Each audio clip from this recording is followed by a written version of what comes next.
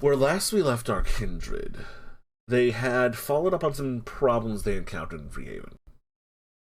Um, Evelyn paid a social call to Mary, as no one had done that for a while Kemrutai led her fellow Malkavian and totally a Bruja life partner throughout the darker corners of the town, checking up on slavers and, well, the darkness lingers in the souls of man. And near the end of the session, one of our vampires in particular decided that they would pay a visit to some dead folks. Deader than normal. Or I suppose as dead as normal would be more appropriate.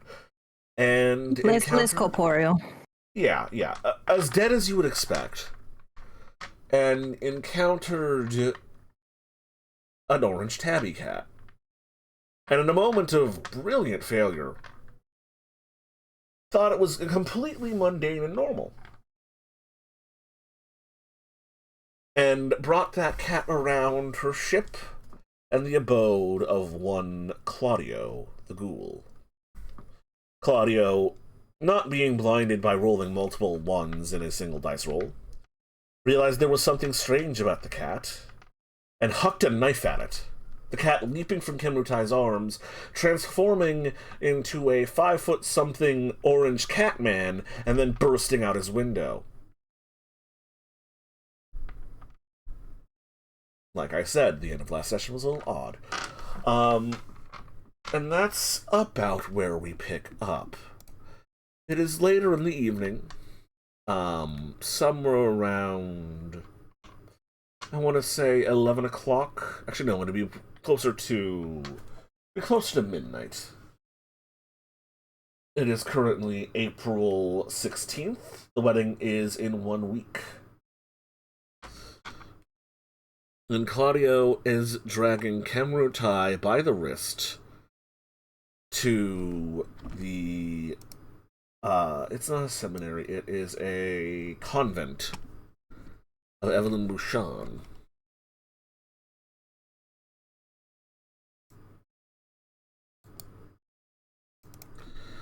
Evelyn.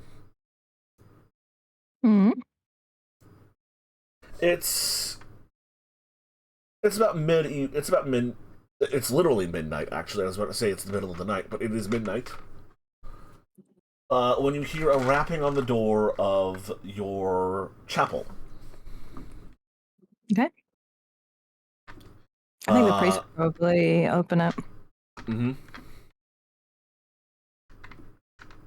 One of the priests then comes to find you. They seem a bit nervous, a bit concerned as they approach. They're looking over their shoulders and are a little fidgety. Can I help you, Father? Sister Patrizia, it's a gentleman and a young woman. They say it's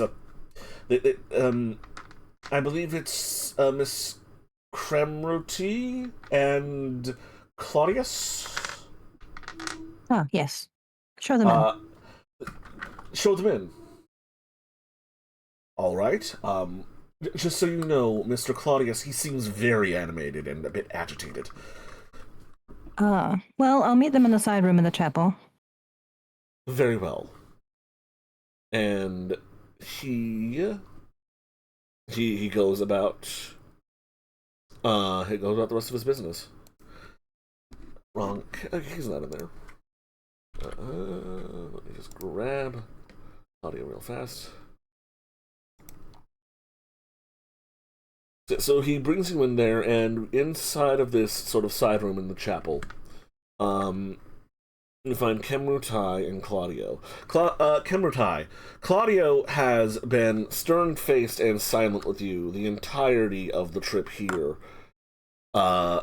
Each time you try to get him to start talking, he simply glares back at you and says, "Not a word until we're in safety, child."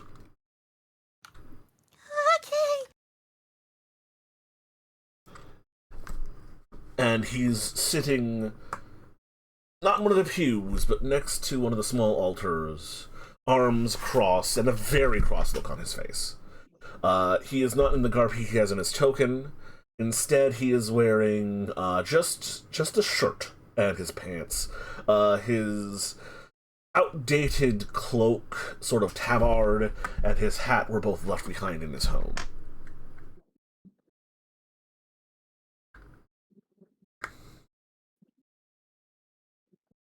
It must be cold. Is it? What season is it? It's April, so it's rather warm in the evenings.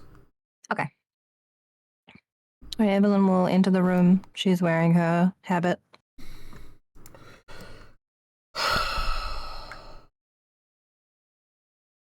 Good evening. Good evening. She kind of looks sort of like blank curious, like anticipation. She'll come closer. Kim is cross-eyed looking in the air right now. I can taste the sound. Your synesthesia has worn off. Oh, okay. She just looked really nervous. I looked between Claudio and Evelyn. Evelyn,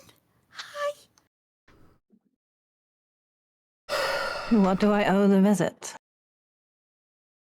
This one's indiscretions. Oh, gosh. Do you wish to explain yourself, or should I? Evelyn's gonna come over and sit at one of the pews across from them.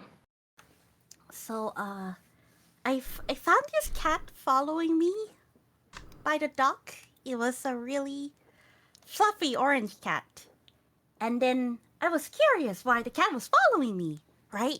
So I shook his aura. It was really bright and a little bit shimmering. So I asked the cat, hey, what are you? The cat just went, meow.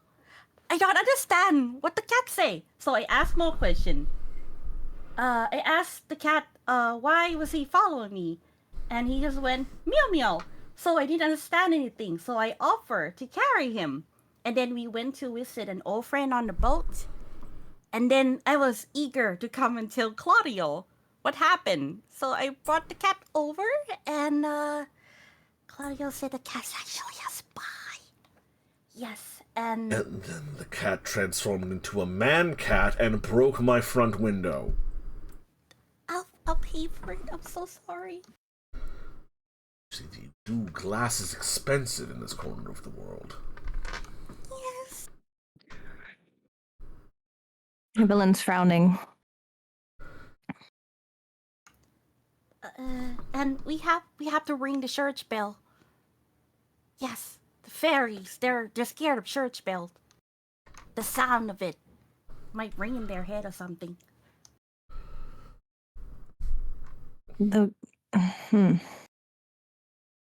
Kim, Yes? in your experience as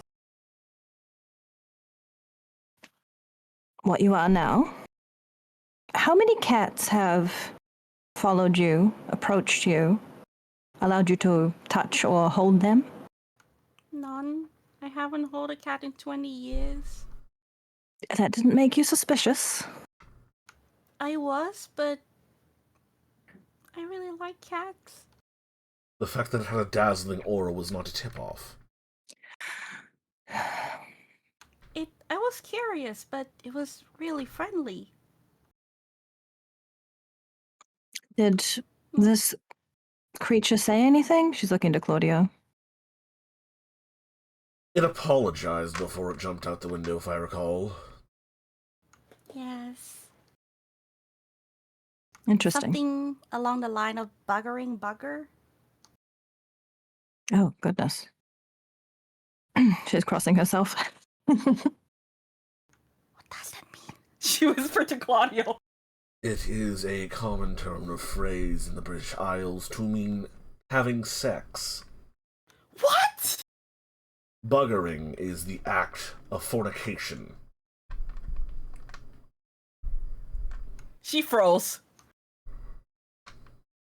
Yes, I would not repeat that. Well, this is difficult. This is a difficult position you've put me in, Kim. I'm so sorry. So we can ring the church bell?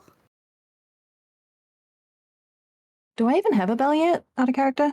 I don't think you have enough money for it. Okay. A church bell is very large and made out of bronze, and there's no real metal refineries on this side of the pond yet. Mm-hmm. Well, you can certainly approach the pastor, but likely he's deep in sleep at this time. She looks at Claudio. What are we to do? There are a number of folk remedies to keep Fae at bay. They don't like churches, though, hence why we're here. Sprinkle salt over your shoulder, throw beans on the ground, nail a horseshoe on your doorframe. Less generally speaking, this is not the first time that you have endangered us. She looks pointedly at Kimmertai. A lesson is in order for that regard. You don't seem to realize just how deadly of a world we're in.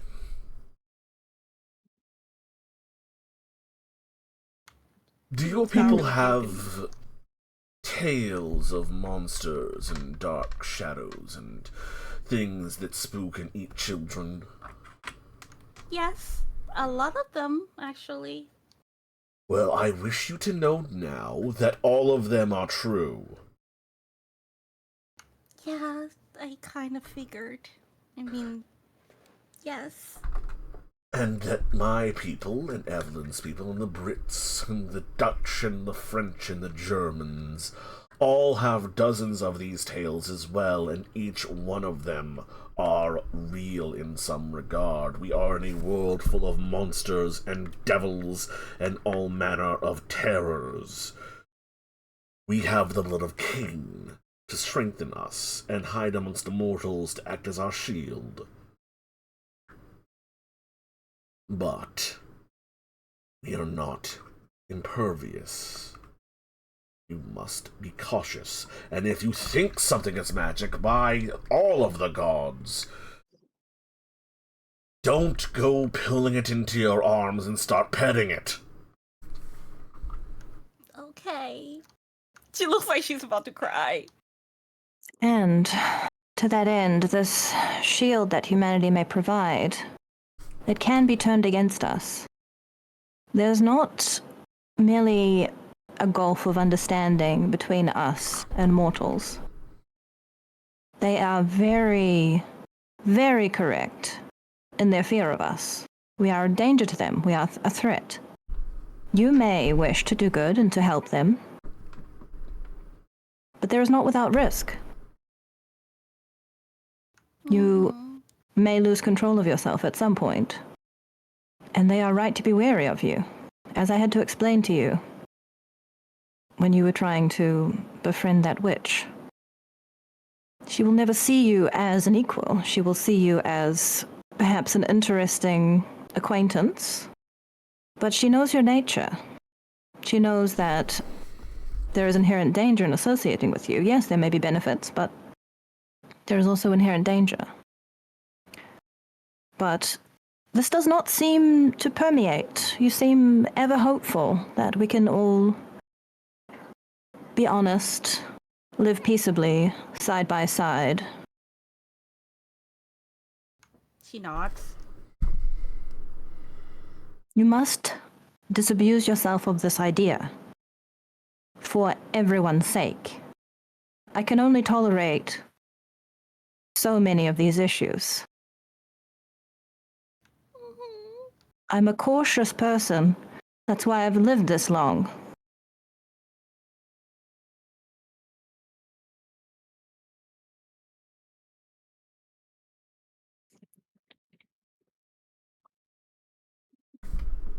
Understanding and alliances can be reached and brokered. But remember this. those creatures are fully aware, or perhaps partially aware, of how dangerous a vampire is. And they will act with the utmost caution and mistrust. Because a vampire, above all things, is a social hunter. Your kind, unless a understanding is reached, and mutual benefit is on the table and made known between both parties, can never truly be trusted. Even in a working alliance, there is something about the nature of vampires, and those with their blood, which drives them to push the boundaries.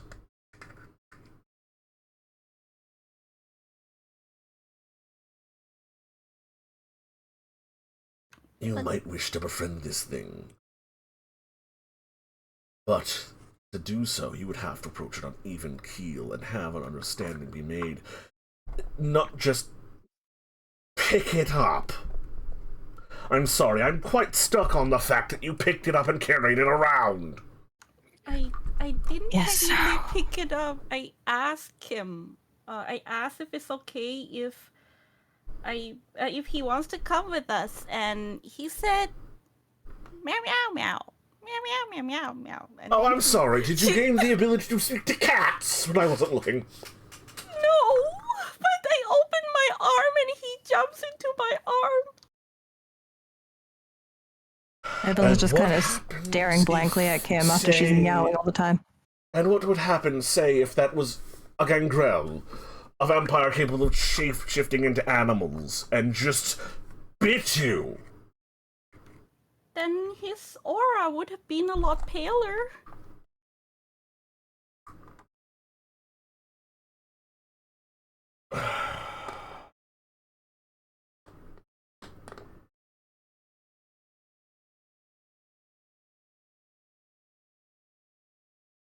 I don't know that this is fruitful at all. She looks at Claudia. No, I'll promise I'll be more careful next time.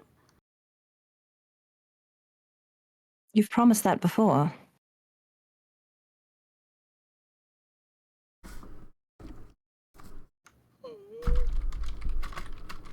What good is a broken promise?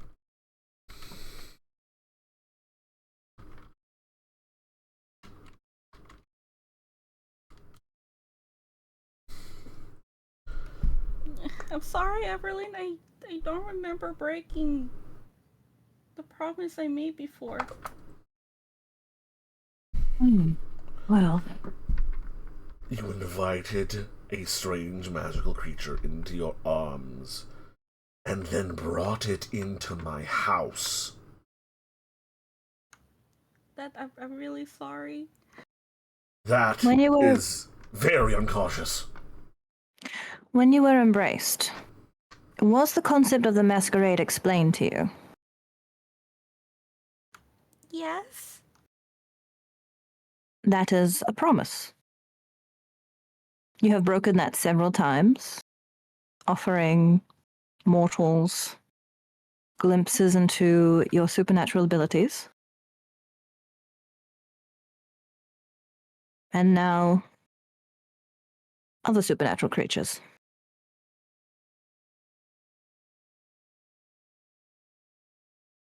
Oh. You've potentially broken the masquerade on the behalf of others, with things that you've said to Miss Lila. Miss Lila was the one who approached me. Yes, but she said that she sensed that you were not human, and you said we, implying there were others, when she did not necessarily know of any others.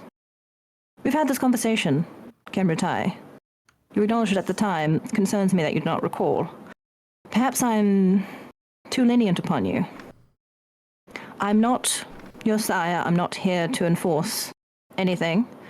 But you must understand that if you cannot be trusted, then it would be foolish for me to trust you. You can trust Lila. No, I cannot. She's been a really good friend. She's been helping us. We are, by our very nature, opposed. Were I mortal, then yes. Perhaps we could be friends, allies. As it stands, she knows to be wary, and should needs require, absolutely she would betray us. Why should she not? If it were her life or ours, or the life of someone that she cared for, why not?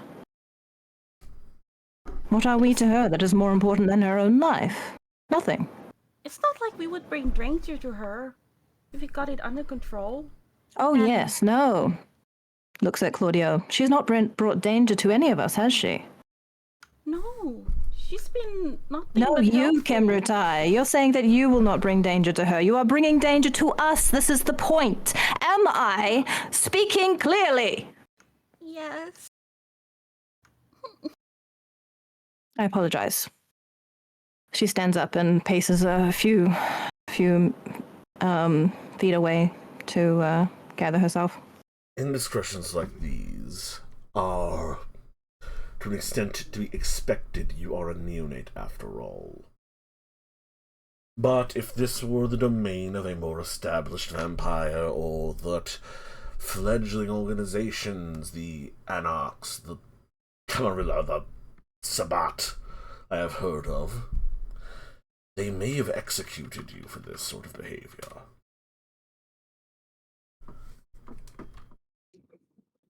Vivian turns around and looks at Kim. This is not a personal matter.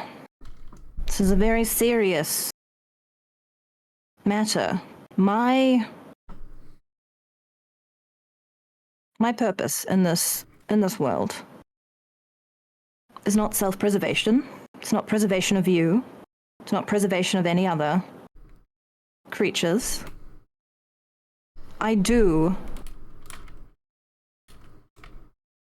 live by my vows as best I can in the state that I am in. And if you are going to endanger any of the mortals, more so than your nature requires you to, and any of the others who you're associated with, then it is my duty to see that you cannot do that further. Do not misunderstand. I am not personally upset with you. I understand your nature, and I understand that perhaps you merely cannot control yourself, in which case, I know my decision.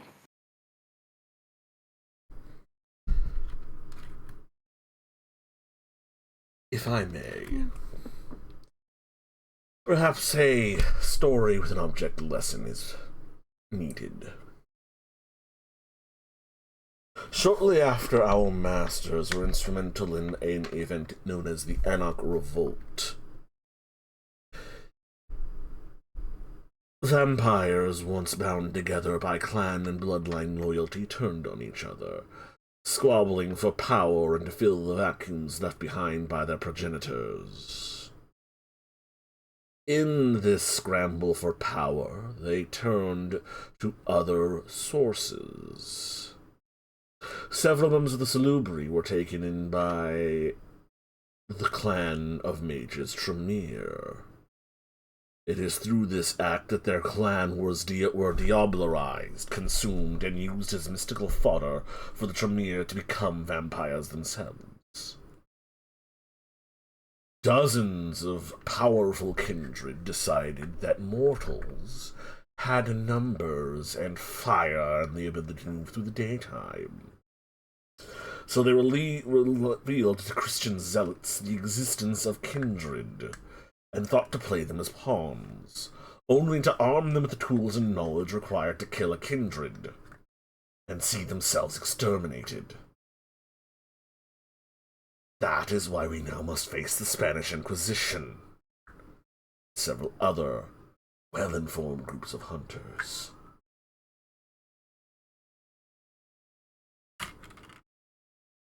It is not impossible to forge an alliance, but no kindred is a nation themselves, especially here. You are part of a coterie.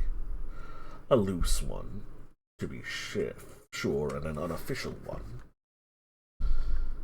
But if you are to form any sort of relations with supernatural creatures that are not other vampires, you should discuss it with your fellow vampires, because your actions affect them.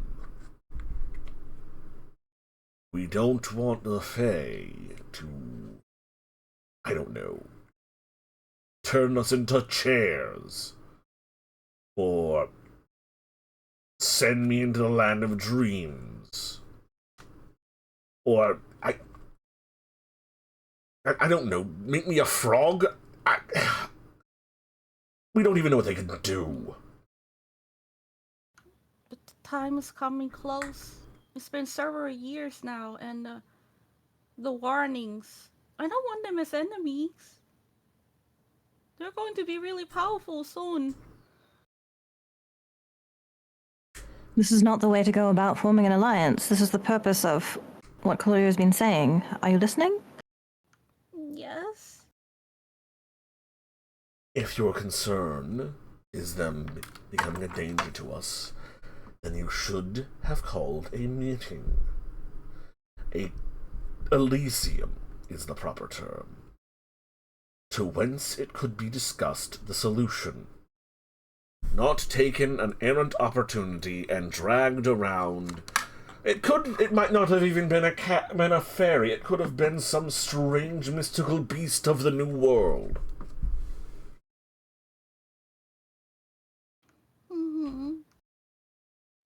It still might not be a fairy. We know nothing of the intent, either. Was this creature sent to spy upon you purposefully by another? Were they merely curious? I don't know. I just thought maybe it was curious. Exactly, you do not know. We do not know what the repercussions of this could be. By allowing it to spy on you, by bringing it into your arms, you gave it an advantage over you. You allowed it to carry out what it wanted to do without you being able to do anything to it beyond basic physical violence. If you wished to make contact with it, you should have done so on your own terms. Shoot it away, and then found it again when you could be sure that your objectives were the ones being met. Alright, I'll do that next time. And not bring a creature with dubious origin into the safe haven of another. That I cannot stress enough. That is an absolute rule that cannot be transgressed ever again. Okay, I'm really, really sorry, Claudio. It'll never happen again. It best not.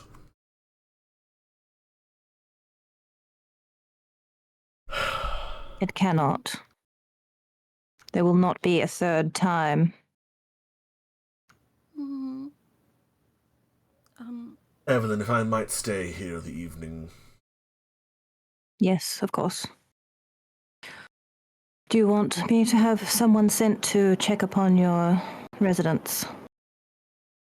It will be At fine. least My cover up the neighbors window. My neighbors are a decent sort. I left a note. Is it possible for someone to enter through the broken glass? Oh yes, easily. But I have nothing to steal, and there are many locks between my abode and anything of importance. Very well. Evelyn, I cannot stay. I have something I must accomplish as soon as possible. And what would that be? I have to burn down the slaver ship. You are not leaving. No, I have to. This is really important. Evelyn... There's an entity in there, really dangerous. Evelyn is evil going entity. to walk straight up to Kim, even as she keeps talking, and she's going to backhand her very hard across the face. She's gonna take the backhand. She's gonna cry. and hold like the side that she got slapped with one of her hands. She looks at Claudio like silently, like, hold me back, dude. I'm gonna fucking kill this bitch. He stands up, places a hand on your shoulder. Calm yourself, Evelyn. Burn a ship. Arson. Dozens of counts of murder. And you do this on a whim. No, I made a promise. I made a promise with this ferryman. I have to burn that ship down. You promised a ghost. Fairies near here? The ferryman is a ghost. A spirit which brings the dead to the world beyond. Has she completely lost her mind? Evelyn, there's something in there. You have to see it for yourself. It's Vamprie the Masqurade. Do you know how unsubtle burning an entire ship is? It's rather noticeable. I think towns over people would see. Especially in the middle of the night. You're going to mention the fact that... One moment. Claudio goes to a spot in the room, an altar, where there is a number of candles lit and burning as tribute to a saint or some such figure. He picks it up and brings it close to the both of you. There is a lit candle within a foot of both of your bodies. Exposed flame. Please roll me courage. Oh no!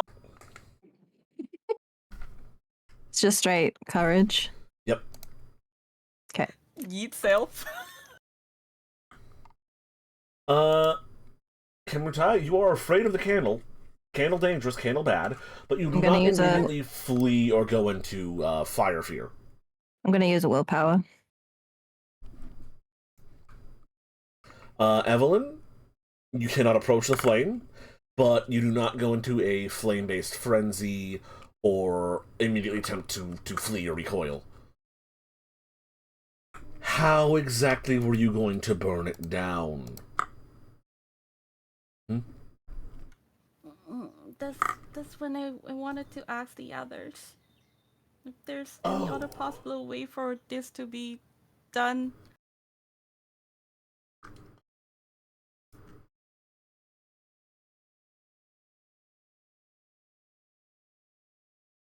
Why exactly do you want to burn this ship down? There was this entity in the ship. It's dark, it's really ominous, it's horrible, it's worse than anything I ever encountered. I couldn't even get any closer to it without... it has to be gone. So there is an evil aboard the ship. It is a slaver vessel. Perhaps you are merely detecting through your auspices the lingering suffering of 1,000 chattel. There are many vile things in existence. You cannot defeat all of them. Burning the ship would help. And it would also put yourself in great harm. Not just yourself, the entire town. Are you going to burn down the dock, our ship? You're going to burn down the town, the place's majority would.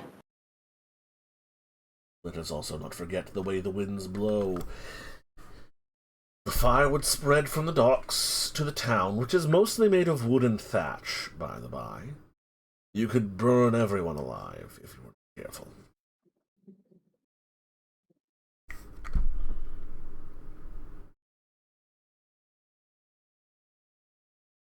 What could I do? Nothing. You must will do learn nothing. to choose your battles. There are some evils large enough or small enough that a kindred or two can confront and destroy. And there are some so large they span the entire fucking globe. The trade of flesh is a global evil.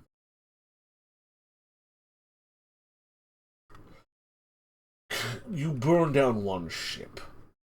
So what? 12, 100 more will take its place. You also endanger those who have fled the ship.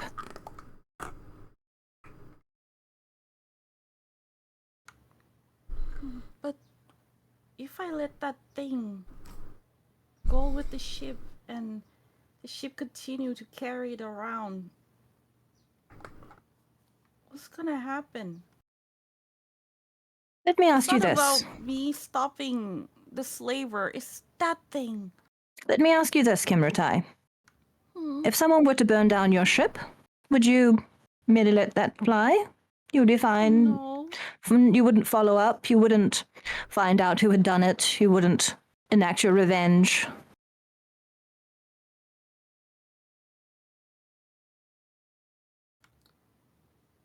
The people on the boat, though. There's I something am inside them. saving who I can. And you were endangering them. Hmm. I feel as though I'm speaking to a brick wall. None of this is permeating. I explained to you the danger, and yes, but I must. Yes, but I... No! You were so selfish. And for a kindred, that is saying something. Because we're all inherently very selfish. But your selfishness... I'm aghast, to be quite blunt.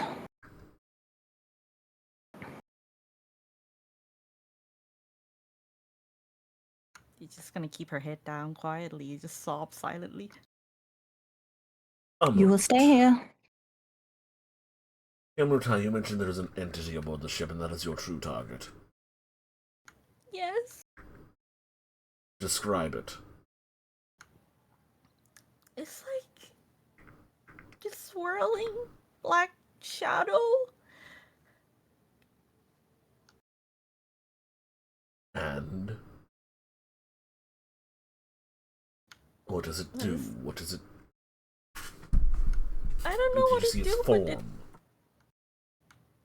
Hmm? Does it have a form, or is it merely a miasma, a shadow? Be descriptive. If you are afraid of a supernatural creature that is being ported around aboard that ship, and you wish to destroy it so it does not spread suffering or bring risk, then tell me what it is. Otherwise, your action, your desire, is a fool's errand, and an overreaction that will cause great trouble for the rest of us.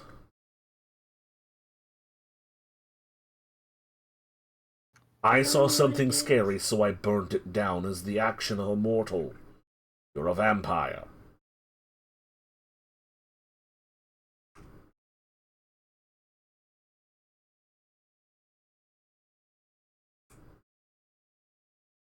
I just want to help.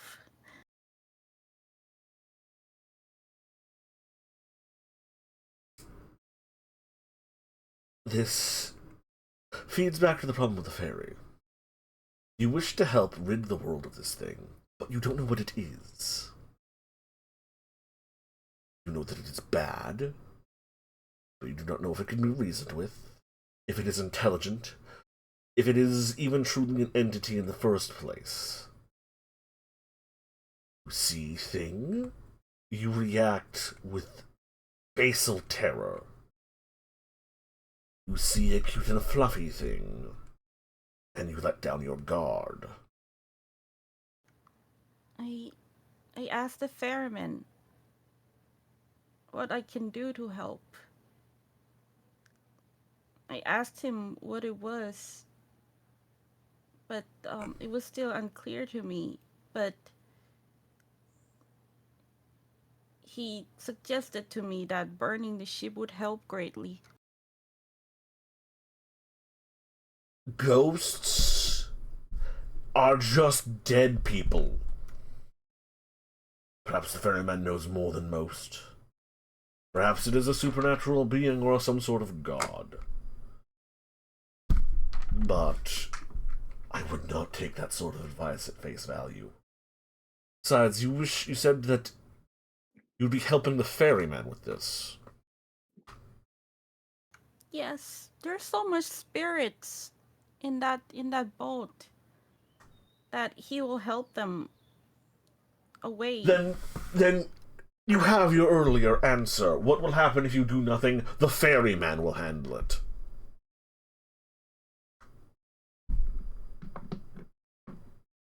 As you do not know the nature of what you intend to destroy, you may call upon supernatural wrath as well as mortal wrath for the financial ruin that you're bringing upon someone's head, not to mention the murder of the crew and any remaining enslaved people. Mm-hmm. You would kill dozens on the word of some spectre. No. That is what you're proposing. Last I checked, being set on fire kills you, even if you're not a vampire.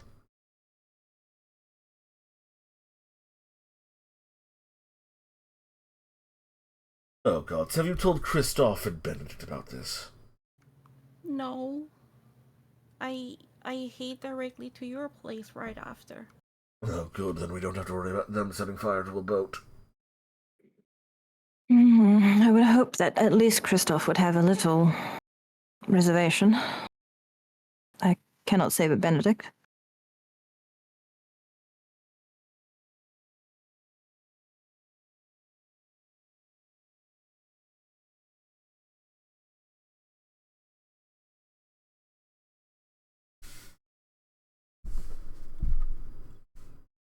One last bit of advice, Kemutai. Mm-hmm.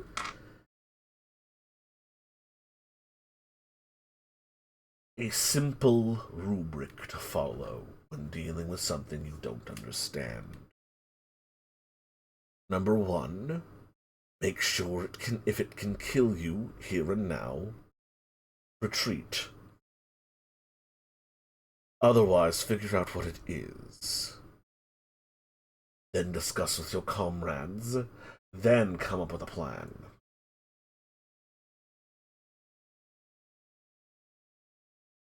If it is not an immediate danger, open a dialogue. If a dialogue cannot be reached, leave. See connoitering with your comrades and forming a plan afterwards. I will.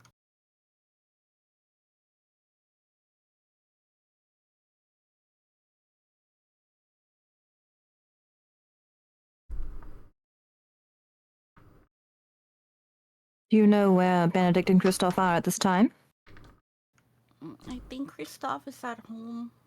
Benedict's probably at his club. Will Christoph be expecting you home? I don't know. Did he know you came into town? I left a note that I'll be in town to talk with my ghost friend.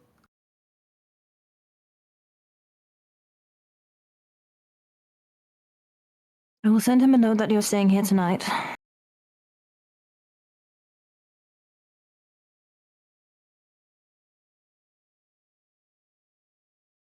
Can I go back home to Christoph?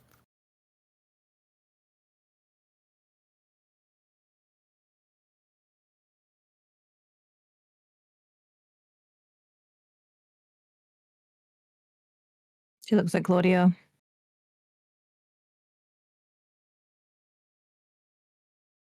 Am I convinced that would be wise? Are you going to talk to any cats on your way home? No.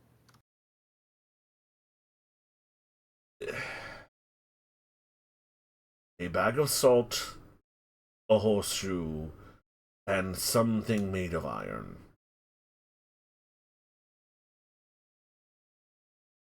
I can provide those. That should keep them safe enough until they return home. Also, another bag of small things to be counted: beans, buttons, grains of rice.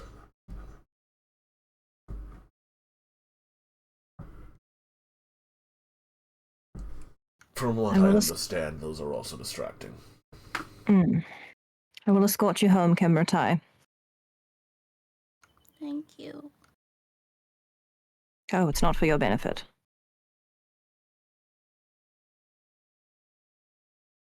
Just gonna try to wipe her face.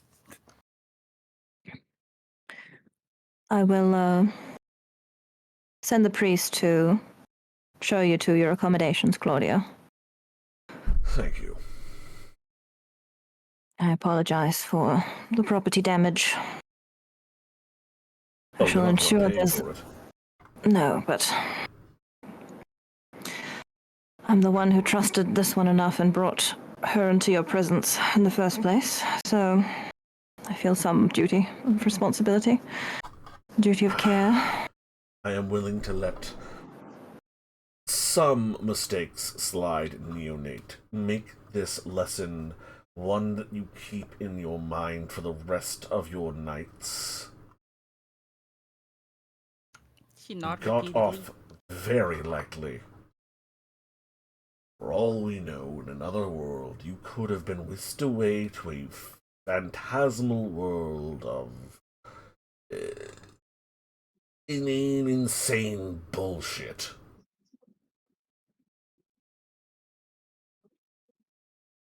Dancing to the tune of some otherworldly madness.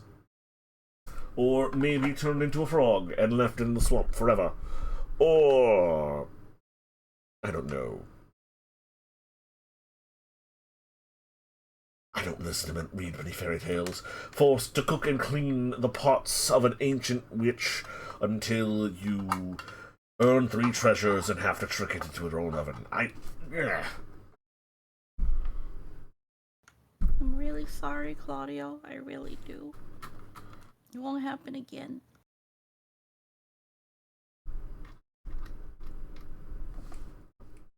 He just rolls his eyes. Let's get you home, Kimbertai. Try to wipe her face again and follow. Quietly. Nicely this time. Evelyn will just let her people know that she's going out for a bit and make sure Claudia's provided for, and she'll pull on a cloak and then head out with Kim. She follow Alright. really properly. Hand hold in the front, keeping her head down. Just follow. Alright, the trip from Evelyn's, place all the way out to Kemrutai and,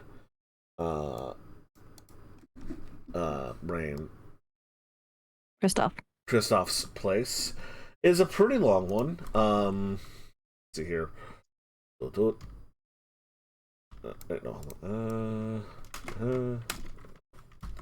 it Alt? There we go.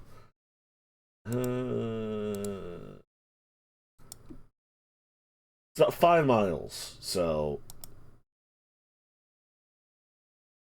with a brisk walk, you can do it in 2 hours. Holy.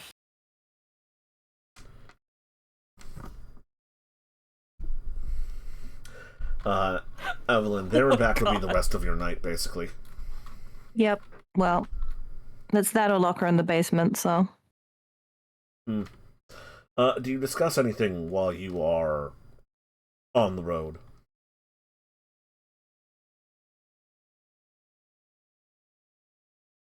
Does Kimbertai try to strike up a conversation? No, she's just gonna keep her head down, but when you pass by the dock, she's just gonna look over to the flavor boat. And then keep her head down again. Just follow quietly. Cutie. Hey, camera tie, roll me, wits plus alertness. Oh no! Let's see. No minus dice. No minus dice.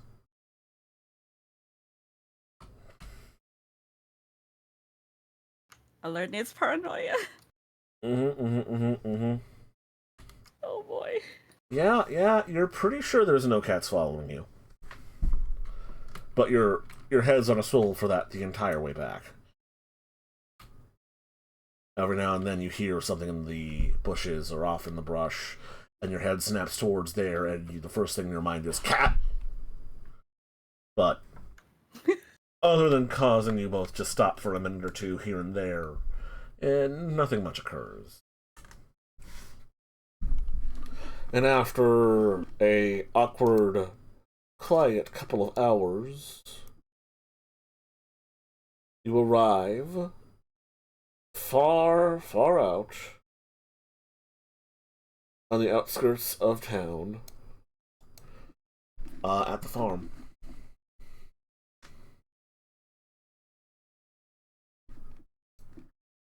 Where would Kristoff be at this time? They were outside. Probably, completely honestly, is lying somewhere there. Just near the pond. So, you find Kristoff on your way towards the main house that she and Kemutai share. Just relaxing by the river's edge, as in this part of the hills it is about high enough that it's just a slight slope down rather than like a full-on gorge, as it is closer to town. Kristoff. Hmm? Evelyn is smiling. Evelyn? Might I have a word? Sure thing. Did something happen? Oh. Many things. Let's discuss. Like, these freshes up. Does Kim still have a mark on her face? Would she? From being slapped. We didn't really see if you hurt her at all, actually. Oh boy. Would you would you have been like full on unrestrained when you were slapping her? Oh, yeah. Go ahead and roll me strength plus brawl. Actually, it's let me see a strike. Dex plus Really? brawl. Oh boy. Dex and Brawl? Yeah. Well, that's not so bad. It's not so bad. Amp. Oh, shit. So I'm gonna say an open palm slap is It was backhand. Oh, damn. Still, a smack is less than a strike, so it's gonna be strength minus 1 dice. So how do I roll that? Roll your strength minus Minus 1. 1? Yeah. Okay. That's not much.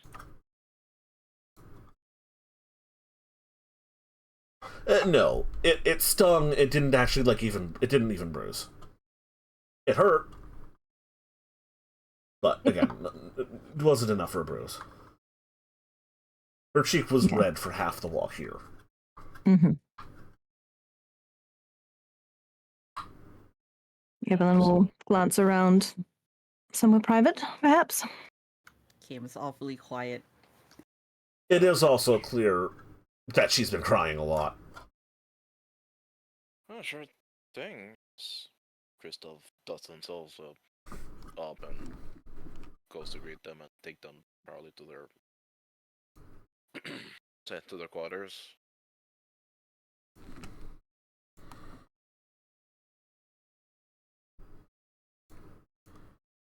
Okay. Yep, just let them in. So, what happened? Just feel free to take a seat if needed. I'll stand for the moment. Well, this evening I was going about my night as usual, and Claudio turned up with Kimbertai in tow, and Kimbertai proceeded to tell me about her eventful night. Maybe you could relay what happened with the cat, Kimbertai. There was a cat, an orange cat following me. And I wasn't sure what it was, but it was nice, so I carried it around. Went to the boat, talked to some people there, and then went to Claudio. And Claudio thinks that it was a spy, and it broke Claudio's window. I'm gonna have to pay for that. Cat broke the window? Oh, it turns into a human man cat afterward, Huh? and then broke the window out, saying awful things. It was not a cat, in other words. It was like a cat, but human form. Yes, so not a normal cat, and you had read the aura, and you said it was abnormal, not a cat. Yes, they were Yes? shimmering in it, but I didn't get that clear of a look. Yes. So, you noticed an animal acting unusually, following you, approaching you, allowing you to touch it, allowing you to carry it. You also knew that it was not simply a mundane creature. And then you proceeded to bring that creature into the sanctuary of another, into Claudio's home.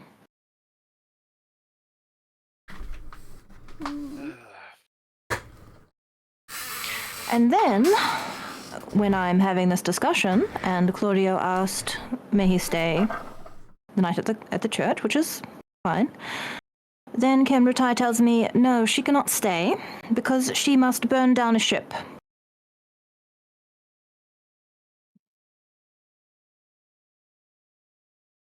He blinks a few times. This one is just. What? She's starting to tear up. Some apparition, claiming to be a ferryman, has asked her to burn down the slaver's ship.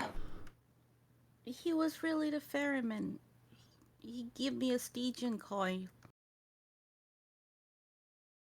Regardless, that would endanger the lives of those upon the ship, including innocent enslaved people. The enslaved people who have been freed and are under our protection now in the town. The dog, which is made of wood. The town itself, which is majority made of wood. Perhaps even the surrounding forest at this time of year. Just to say, something like that will permanently hinder the town, too. Not to mention whomever owns that ship. That would be a great financial loss to them, and they would not look kindly upon it. They would not merely let it go. They would seek the culprit.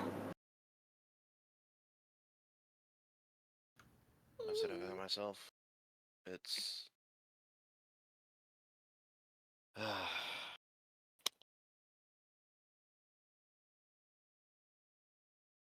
I can trust you to keep her here tonight, as long as the slave ship is in port.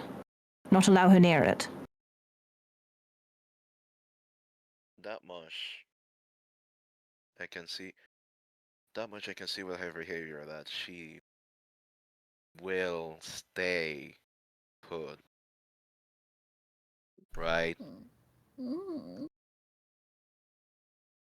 the least I can owe you, it's to bring you back in town in a horse or something. Because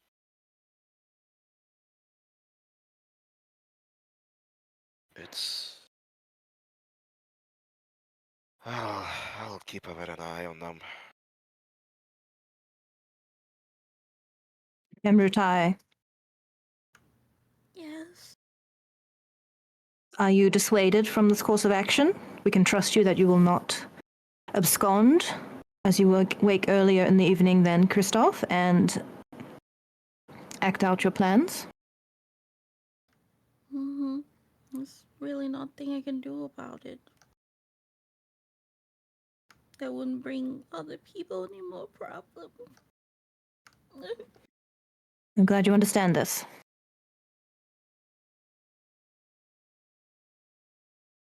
Well, I must get back to town. It will take me a few hours.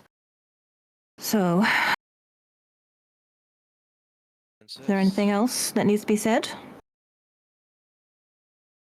This will probably have a lot of conversation here, but again, least I can do I is wish you well with that.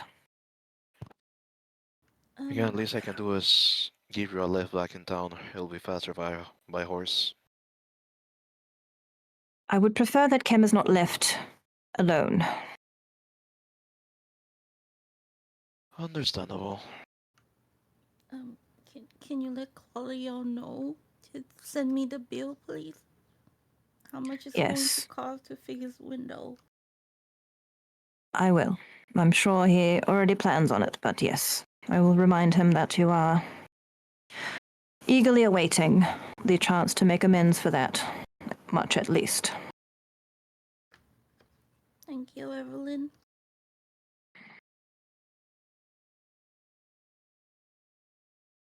I apologize for slapping you. It's alright. I'm sorry for it. I'm sorry for all the troubles. You must understand.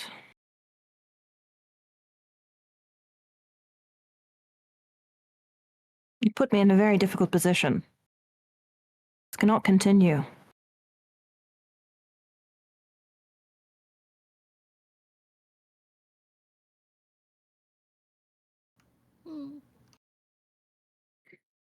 Well, I should return to my duties. Would appreciate a lift if that is convenient. Otherwise, I'll continue my way back on foot. I will. I'll not go anywhere. I'll be here. She glances at Kristoff like, is that a good idea? Kinda. It is. She is.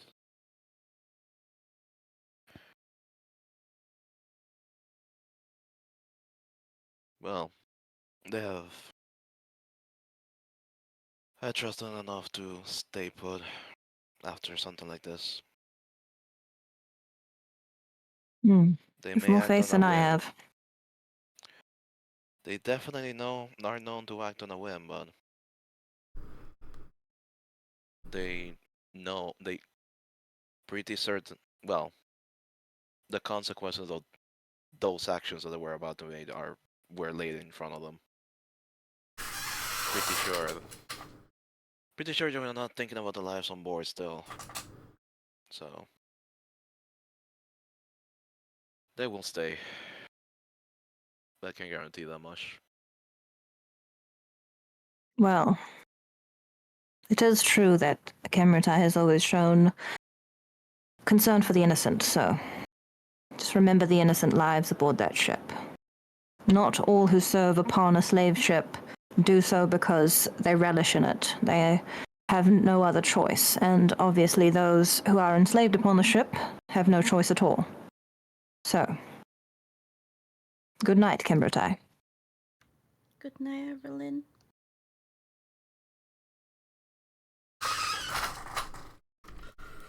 All right. So, Christoph, you're giving Evelyn a ride back into town.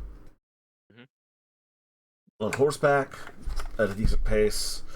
It only takes you about a half an hour.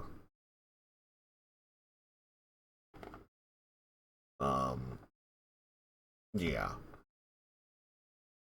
About another half hour to get back. Is there anything else anyone's going to do tonight?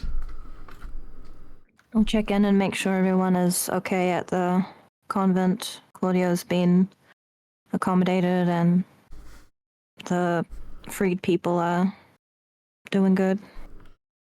Claudio has been given a spare room.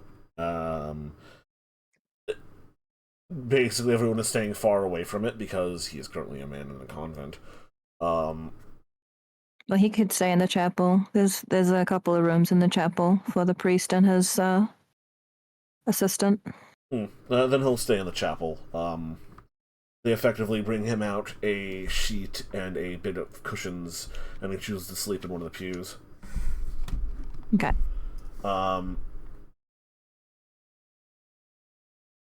Yeah. Tell me, you by any chance swing by Claudio's place? I might ask if we can ride past, yeah. Then I will oblige, yeah. Oh wait, before Evelyn left, Kim would have give her like a small pouch of rice. Okay. She would have taken it. Yeah, then she's just gonna go in her little living room, just work on the dress quietly. Probably see a singular eyebrow from Kristoff of that exchange. Supposedly Faye will count things if you drop multiple items. I'm not entirely. Just kind of shakes her head. I knew I didn't know much of this world as it is, but this is getting crazier about the second.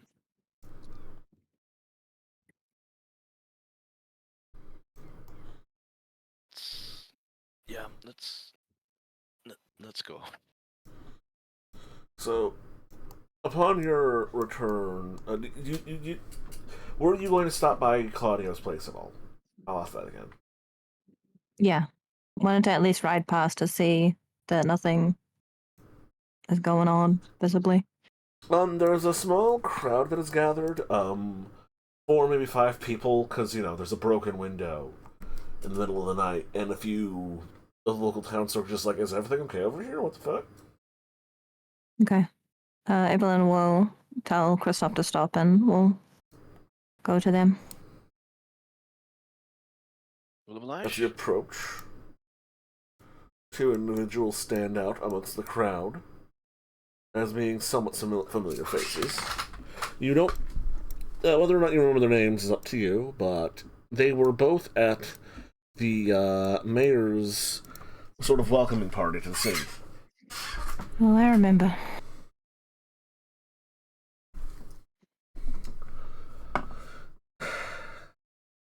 As you approach, they sort of seem to be just talking to each other.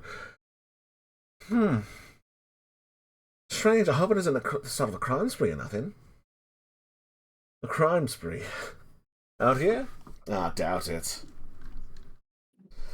Yeah, but the window's smashed up and everything. Looks like a star has been taken. You never know. I'm not going in to check at the very least.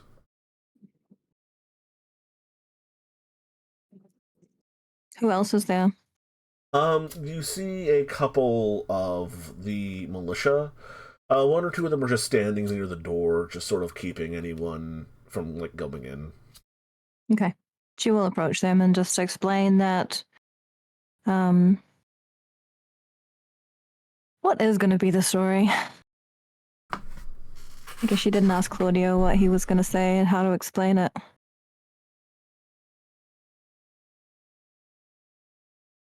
Oh boy.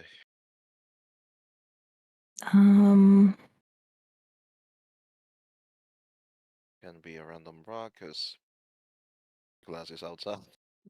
Yeah, it's broken from the inside out, so Yeah. there needs to be a plausible explanation for that.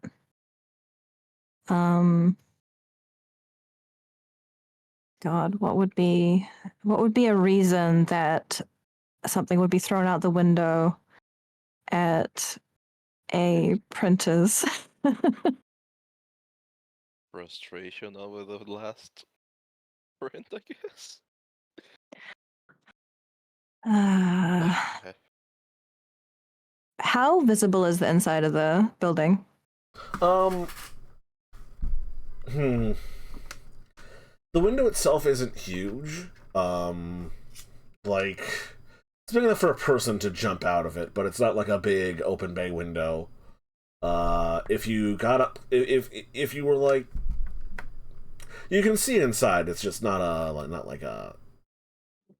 Actually, no. There's a. He would have a curtain, so it's a bit obscured on the inside. Okay. Has Kimratai ever mentioned anything like that kind of borders on feng shui, like placement of furniture and stuff?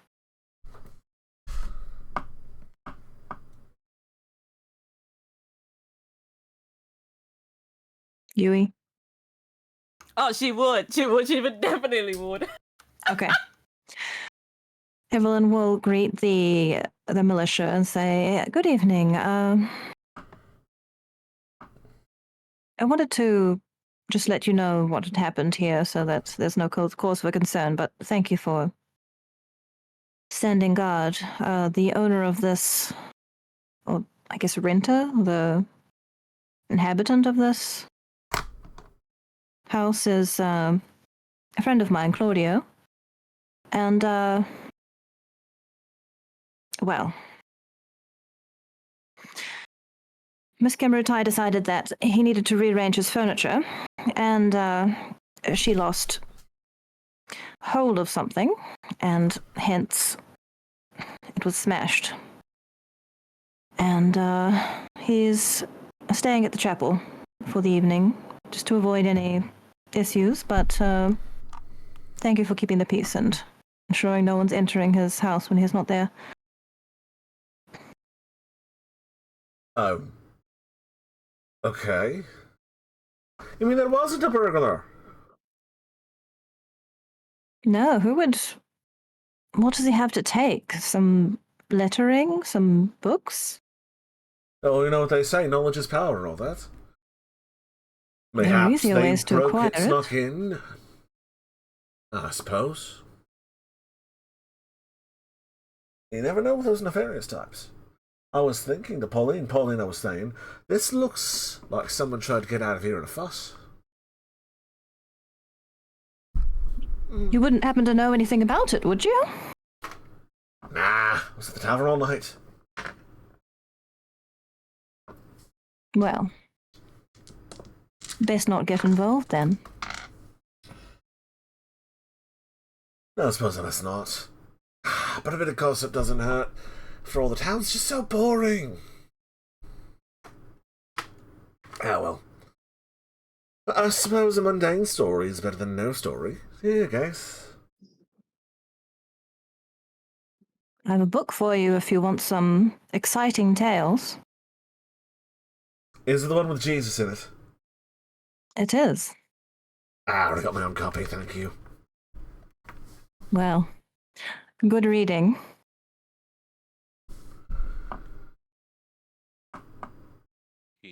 Crystal will make a note of that card that says he wants excitement. Oh, those are the Fae guys, not the god.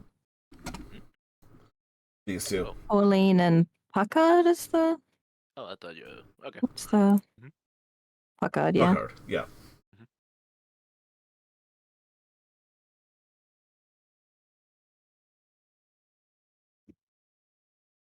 That's basically it. Everyone will just say good evening, and then... Evening, and hell. Just looks excitement in proper places. I don't know, the tavern, the boxing club. There's better options at the freaking window. They shrug.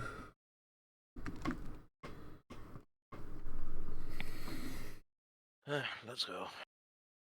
And you're off on your merry way?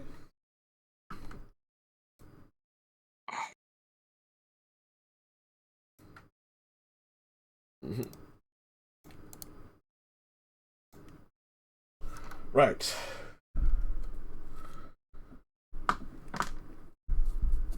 Christoph, you return Evelyn to her monastery, her convent. And do you take care of anything while you're in town, or what? What was that last? Sorry? Do you wish to do anything while you're in town?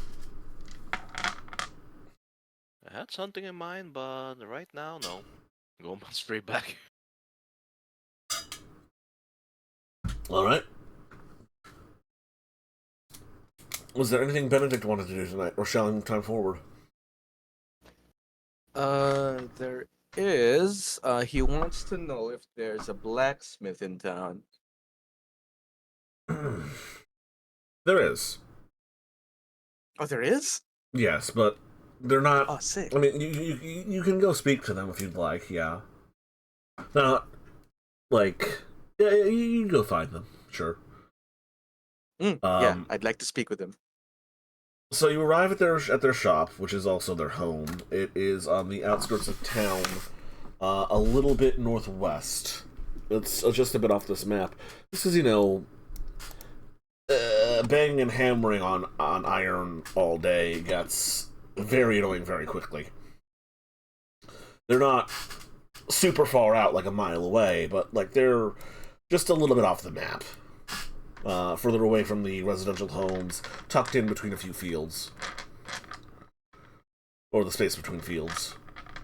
Cozy cottage with an attached kiln and sort of makeshift iron in a little shed with an open wall. There's no one attending the forge at this moment or the bellows. Everything seems quiet and still.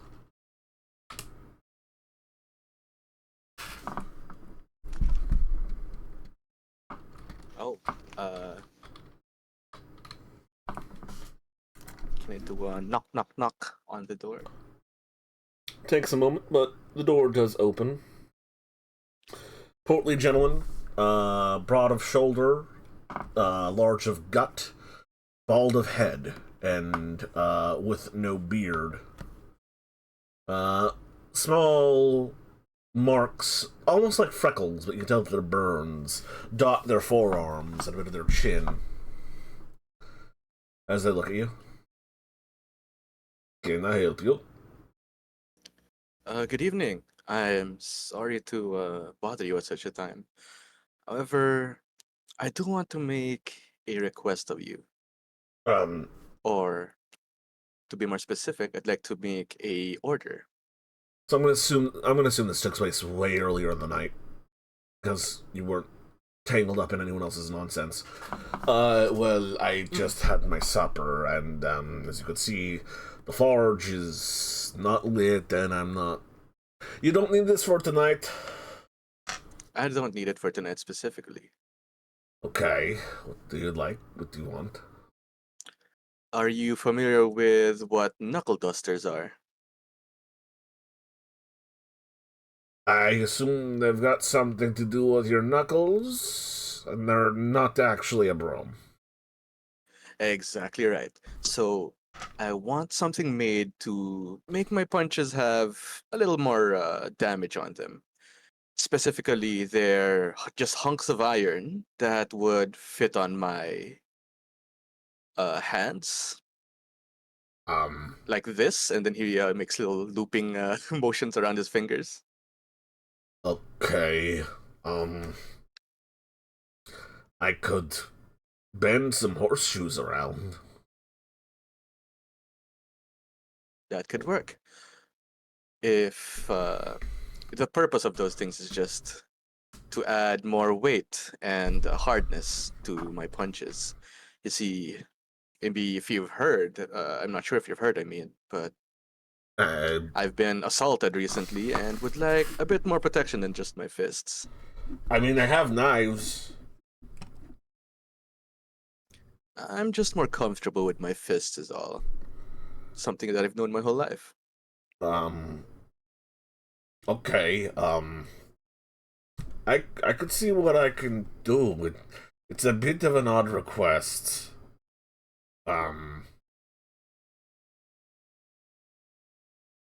I can see what I can put together. Perfect. Now, if you could also maybe affix blades to the very end of that knuckle, I would very much appreciate that. I'll pay you handsomely for this. Like, hold on. Hold on. Come in. He steps inside and Ah, he he looks around and he grabs a slate, and a piece of chalk. So I could wrap around a horseshoe. So you grab one end and the front you hit with, right? something like that, yeah. But And I you also want want them to loop around my fingers like rings so that it's easier to hold them. okay, that mm-hmm. I mean, I could see about notching some holes in it and making them wide enough for your fingers. Hmm. Um, and you said you wanted blades? Yes, well, more like spikes. Spikes.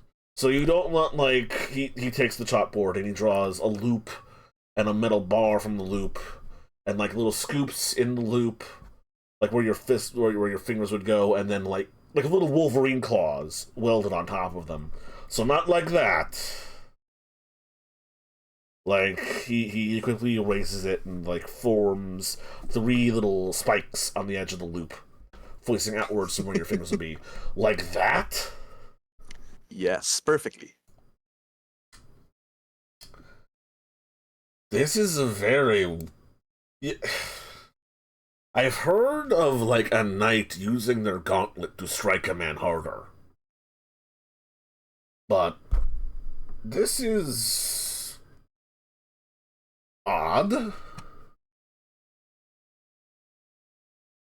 Um, Um, yeah, I was expecting it not to be familiar around these parts. It was more common around where I'm from, back in the east. uh-huh. I mean, I could do it, I think. It might not end up looking exactly like this. It would. This would be a first.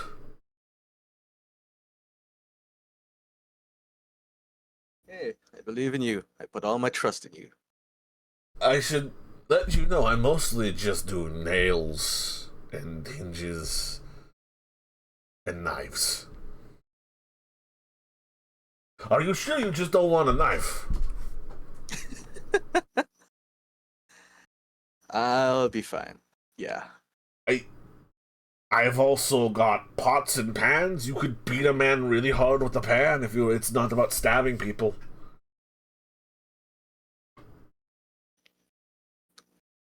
I have those back at home.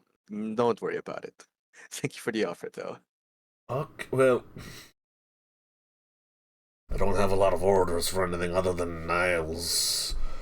I could see what I can do. I'll wait patiently for it. Thank you very much for taking this request. Now there's gonna be a matter of payment.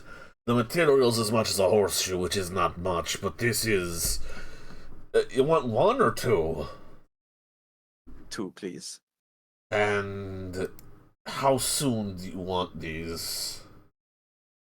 As soon as you could. It's no rush, but the sooner the better. I don't know when I'll be assaulted again, you know? Of course. And these are very custom.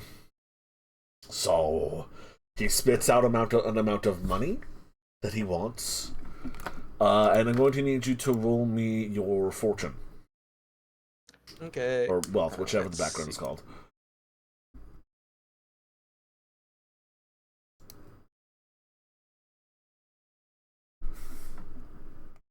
Uh,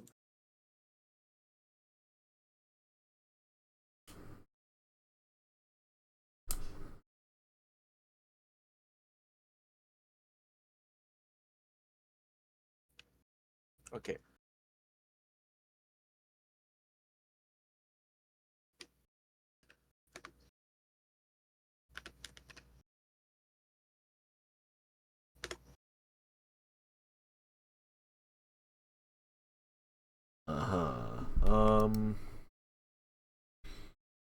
Yeah, he'll be able to get you a pair.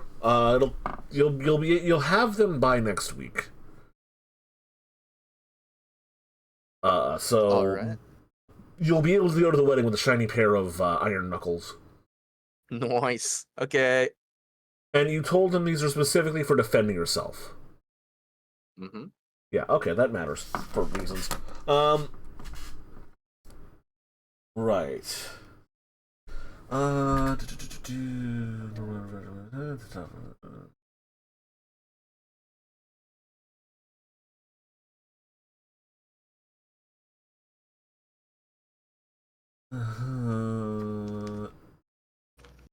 just quickly looking at the stats of Brass Knuckles in a World of Darkness book called the World of Darkness Armory, because those exist. Brass Knuckles. They do Strength plus Brawling for damage. And they have 1 point of bludgeoning damage on their own. Ooh. So going from, That's I perfect. believe, a fist is just your strength. Normal damage. Yeah, so that's plus 1 to your damage. Yeah, nice. Okay. And they're pocket concealable, so.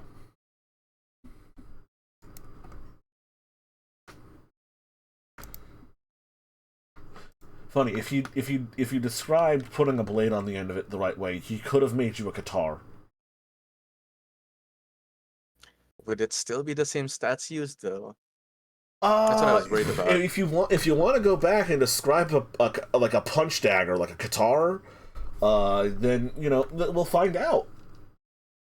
Yeah, never mind. I'll stick with what I have. So like, okay, now you want sword fists? What? Huh? No. I'll stick with what I have. I mean, like the spikes. Sure. Yeah. Cool. Yeah. So is that the rest of your business for the evening? Mm-hmm.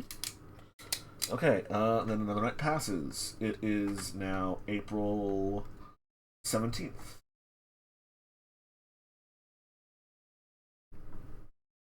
I just need some pencil. Fuck it.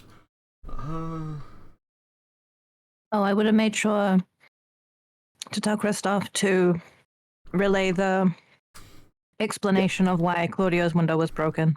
Yes, you've got your story together of a botched feng shui thing. And I'll also obviously let Claudio know. He would. I mean, Claudio was there when you made up the excuse. No, he was at the chapel. Christoph was there. Right. Benedict was there. Claudio, yeah, right. A million Christoph and a was half there. names. Claudio was at the chapel. Benedict was harassing a blacksmith. Yep.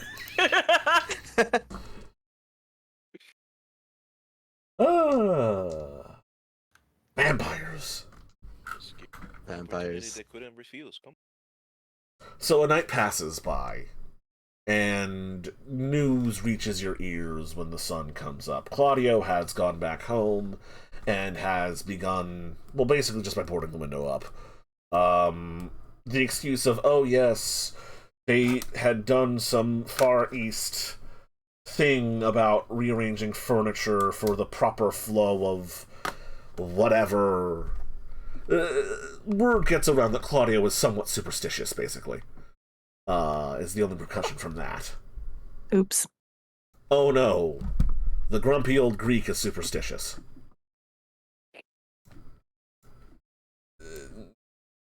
It's a reputation he has earned at this point. Oh no. And also, people don't ask Kimbertai to help them move. No. Though also, there is a bit of word going around that Kemrutai might know something of the occult. Oh no! Doesn't she want that reputation so she can sell her services? Kinda, yeah. Word is brewing. Oscar Hood Well, people just sort of lose track of him.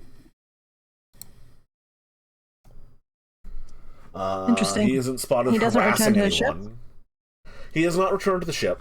No. He stayed for a while in the Darrow Common House, in the marketplace, and he hasn't been spotted harassing anyone. But for most of the day, he was just sort of not around, so not much rumor or news about the man spread. And the slaver ship left harbor, sailing up onto its course after its diversion here, back to New York City, where it was originally chartered to land and offload some goods.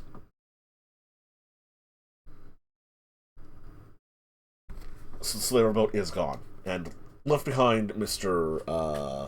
Hood somewhere? Question mark.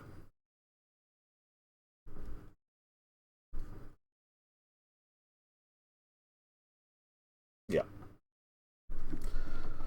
And that is it for the news, more or less.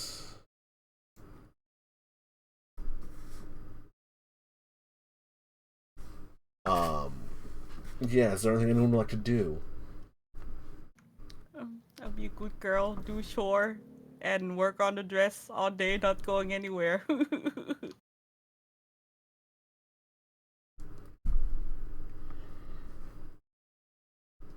Mm-hmm. Evelyn will try to just continue to keep in contact with people that are relevant to her neighbors. She might check on Mary and just like let her know about the cat and how it's not, you know, if there's a cat showing interest in you, be wary. You know, we had a cat approach Kim and it turned out it was a cat man. We're not sure if it's Faye or what the deal is, but then, you know, she also will tell Claudio about Pauline and Packard hanging around the window and speculating about robberies and things, and her shutting them down with basically being like, go home, read the Bible. Y'all need Jesus. Mm-hmm. Uh, Oh, you think it's fun to talk about crime? She was the banana girl, right? Go talk about Jesus. She was the banana woman, yes. Oh my god! And the banana guy who was, Suggestively swallowed a banana. I'm pretty sure it was Packard that was suggestively eating a banana at Evelyn, and she was like, I am a nun. I am very committed to Jesus. Yep. Oh, I thought it was And her. Pauline was not like, the- oh, really? Wow. They both made funny jokes in my mind about the shape of a banana at people. Mm-hmm. Yes. Dear Lord, filthy, filthy cat. They were not the one who ate a pineapple the hard way. Yeah. Yeah. Pineapple, like, outer part, like the skin, I guess you'd call it. When people are farming them, it can actually work their fingerprints off. So imagine putting that in your mouth. Like, no thanks. Dang. Were they among the people who came to get a piece of pineapple after it came, like, took care of it? Most people were. The mayor was a little aghast at that because that pineapple was a rental. But, you know, he has money, it's fine.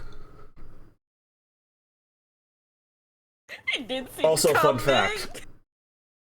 This was more a thing in like 1700s Europe, but pineapples were like this big exotic thing, and to have one was a status symbol. And for a lot of parties, people would rent a pineapple for a day. Well, I can't imagine that you'd be able to rent one pineapple too many times, though. Oh, the person renting it out would like put it into the house of like 10 different people, and it would pay for itself twice over. But I mean, like, are they covering it in wax or something? Because pineapples don't last a long time. They're not like regular apples. No, like it would last like a couple of weeks, and then, you know, be unceremoniously thrown out. But I guess they wouldn't know what to expect. So if it's a bit mushy, they would be like, I guess it's meant to be like that. Well, no one was gonna eat it or touch it. It's just like, oh, you have an exotic thing from the New World. Ooh. Right, I Except just that mean, like, one. if it started rotting, they couldn't tell the difference because they don't know what it looks like normally, and they don't know Ah, what it yes, smells it like smells and normally. it's sweet and sour. That must be what it must smell like. Yes. Mm-hmm. Totally normal. It's supposed to be oozing Yeah. like that.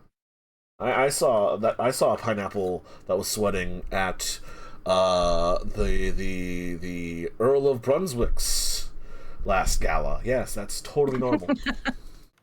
To be expected. Historical facts was hectic. Right. So I will move time forward again, if no one has pressing matters. Do I need to do anything else specifically for, like, the whole building and development of my convent and everything? That's a I need to long-term figure out. project. If you would like to spend, like, specifically tell me that you're spending your nights working on that, you can. And we'll keep that in mind. Yeah, I But mean, basically, unless I the move first time forward by a priority. whole week, then then the dice will get rolled. Yeah.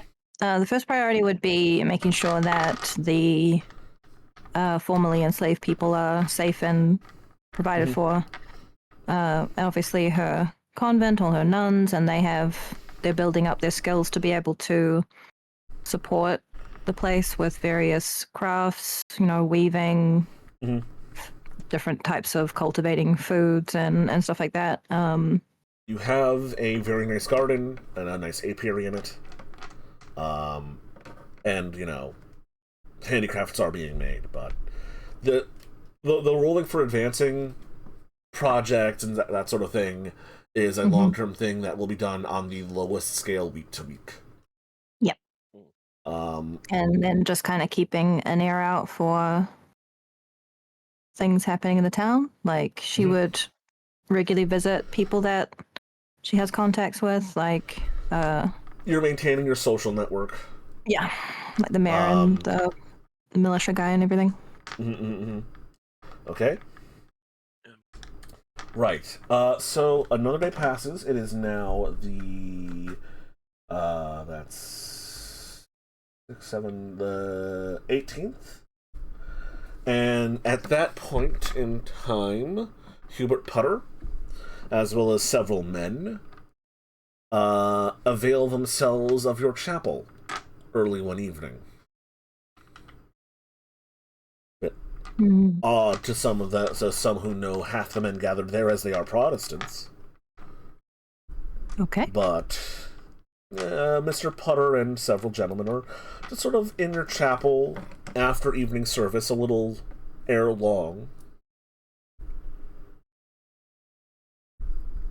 They're just loitering, they're not asking for me or... Well, once everyone exits, they let a little more time pass, and if no one has come to rouse them or get them out, you are asked after Sister Patricia. I mean, the priest or the priest assistant would approach them just to make sure that they didn't need anything, but yeah. Yeah, they when they are approached, they're like, actually, I have business with the proprietress of this establishment. If you could get Sister Patricia, is basically what goes down. Yep, she'll appear. Probably, again, ask them to meet in the side room, because people can just walk into the chapel to pray and stuff, so it's not super private. Hubert leaves his 4 or 5 longshoremen sort of to mill about and, make use of a chapel as one makes use of a chapel as you enter into this little cloister. And he greets you politely, of course. Good evening. Sister. The situation with the ship. It's gone. Mr. Hood. Well, from what I understand, he hasn't made himself very visible lately.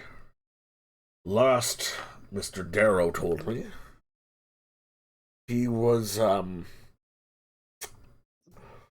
the opposite side of town.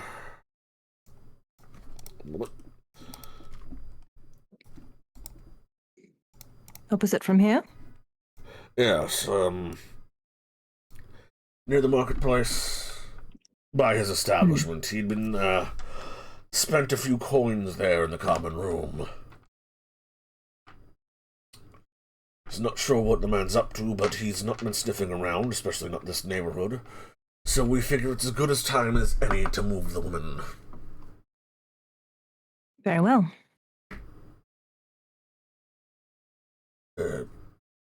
Darrow is to distract him. Make sure he doesn't leave the tavern, and we are going to, abscond into the hills. Let We me have go a and prepare cart them with then. donkey, and, any creature comforts you have given them that you wish to, part with, we do not wish to part with, we can replace. We have several pairs of shoes and a few dresses. No, they may take what has been provided to them, but allow me to go and have a word with them. They should be ready shortly.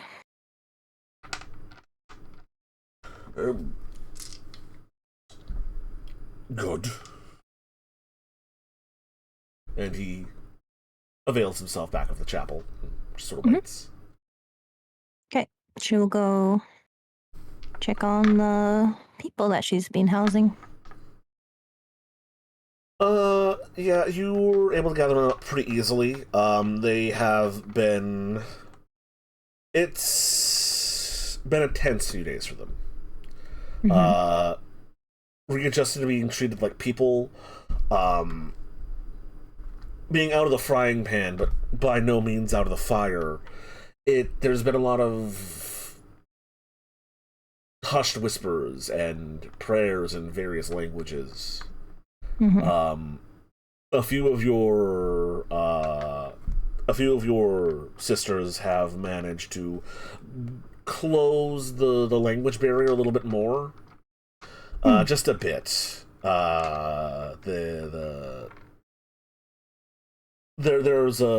are more common words and phrases. No one's speaking the same language entirely yet, but communication is getting easier. And a few of them seem a lot more interested in this Jesus guy who set them free. So that's news.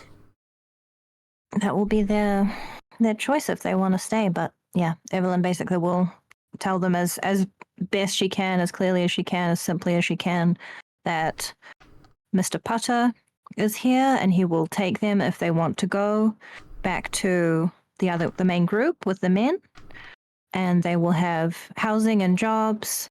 They will be doing cooking and cleaning, but they will not be. They'll be free to go once they've paid their debt for being freed, basically. But if they stay here, they get to stay here and live as the other nuns do, and it's their choice entirely. They don't have to stay here. They don't have to go. They can do what they choose. The bulk of them do end up leaving. You get two young women who seem to not have any attachment to the other group, the men who were taken and freed as well. They elect to stay. Okay. You may add them to your herd if you wish.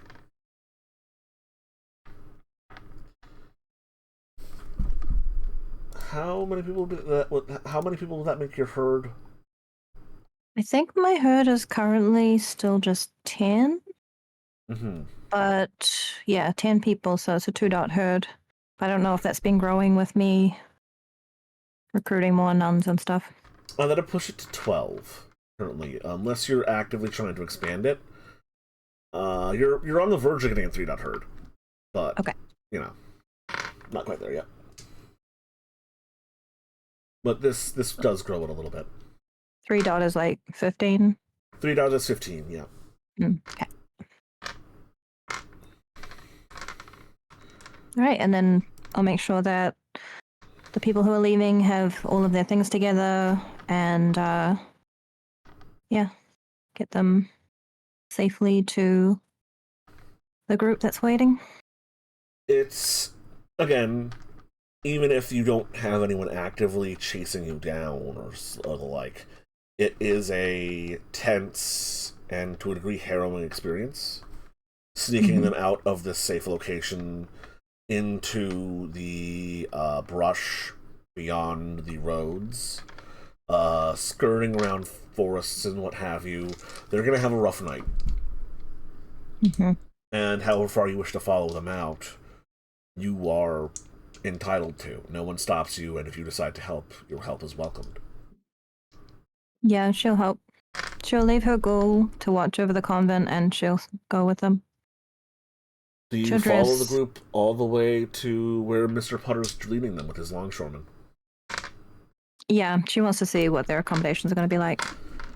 All the way out in Easton Cliffs, cutting through the woods, a ways off of the northern road, between Easton Cliffs, the town, and Fantasia, up in this hilly area, you find a small encampment. I'm going to mark it with an X. Around here. Actually, it would be logically, it'd be a little closer to Fantasia, around over here, in the lower parts of the hills. There's a path leading further up into the hill itself, but down here it's a small encampment just inside of the woods, far away from the road that it's not visible. A few makeshift cabins. Like log cabins, or sort of mixed with like a longhouse, make up the majority of it. There's about 3 of those, and a few large sheds, and what looks like mining equipment, and a well. So, all in all, about 5 or 6 buildings of rough-cut wood that has effectively been reinforced with, like, the rough equivalent of adobo or mud mixed with thatch. It's humble, but it's being kept relatively clean, and no one here looks like they're in particularly poor condition. They are all dressed. About half of them have shoes. Everyone has at least a shirt and pants. The men look like they're being fed, and they don't look sick. Though, I mean, judging from the amount of sweat and dirt on their clothes, they've been working.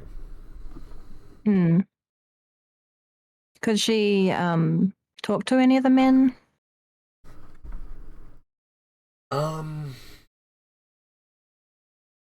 Yes, actually.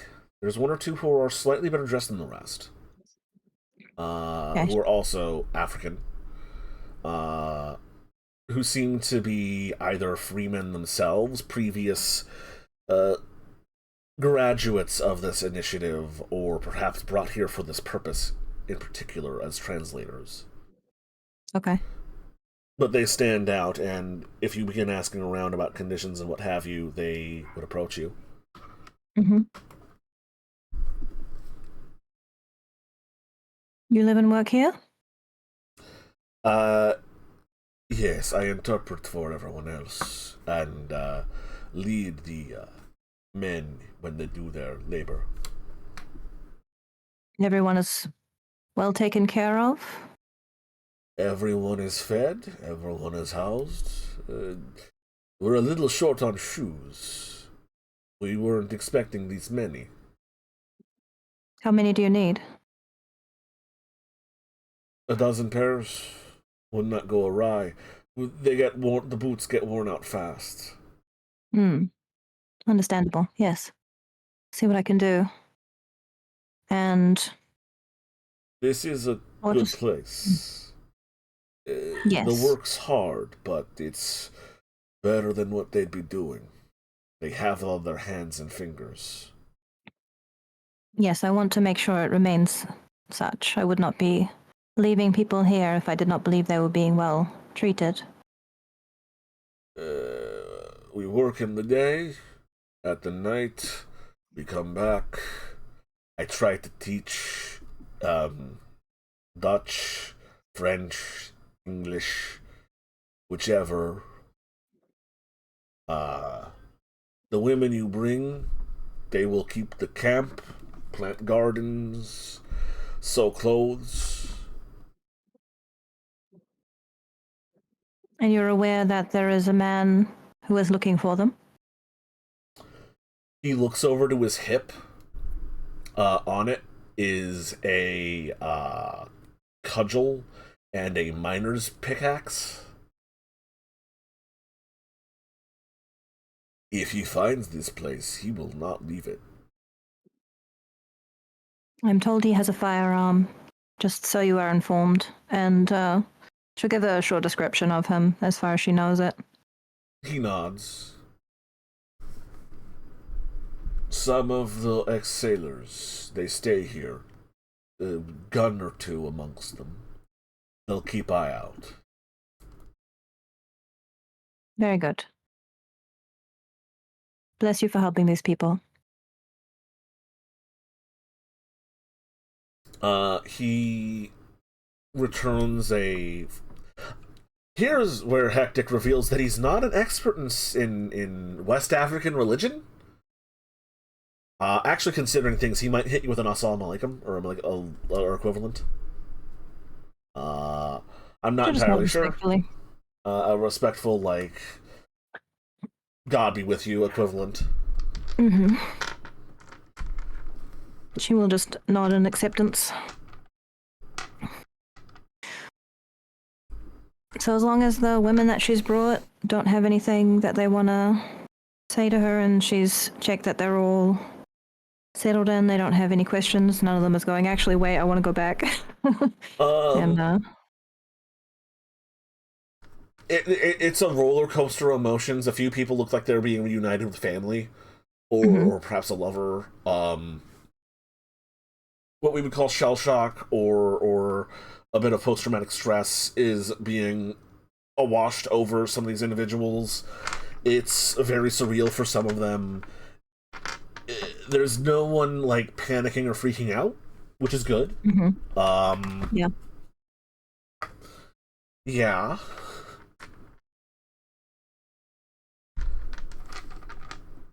Yeah, basically she just wants to make it clear that she is there if they need her, and then once she's confident that they're all sort of settled, then she'll make her way back. You are accompanied on the way back by what was his name again? The dude who set this up. Potter? Yes, Mr. Putter. As the rest of his smugglers are just sort of there to help everyone, like, find where they're sleeping. It seemed like, from what you gather, there's the workers' longhouse, the women's longhouse, and like a supervisor's barracks sort of situation set up here. They're working together to get these people situated and sort of like sorted out and counted and make sure that they've got enough sleeping spots for them and all that stuff, as you and Mr. Putter make your way out and take an actual road back to Freehaven. Okay. Apologies for having to walk back, and for having to cut through the woods. You're going to need the cart and the donkey. Yes, no, I understand. It's much less hardship than any of them have faced. I hope you know that their enterprises and mine intertwining are for their best interest. I understand. You may only do what you can within the law and within your power. Much of what they dig out of the earth here is going to go right back into getting them settled in and helping others. Yes, I should hope so. It'd have been easier if that fat pig wasn't wasting our money on vanity projects, but Que sera sera, as the Italians say. Mr. Potter, may I ask you a rather blunt question? I don't see why not. Do you see yourself as cut out for the, frankly, nonsense of politics? I threw my hat in the race when it was held. I'm good at managing men and moving resources, and dealing with those who think they know best.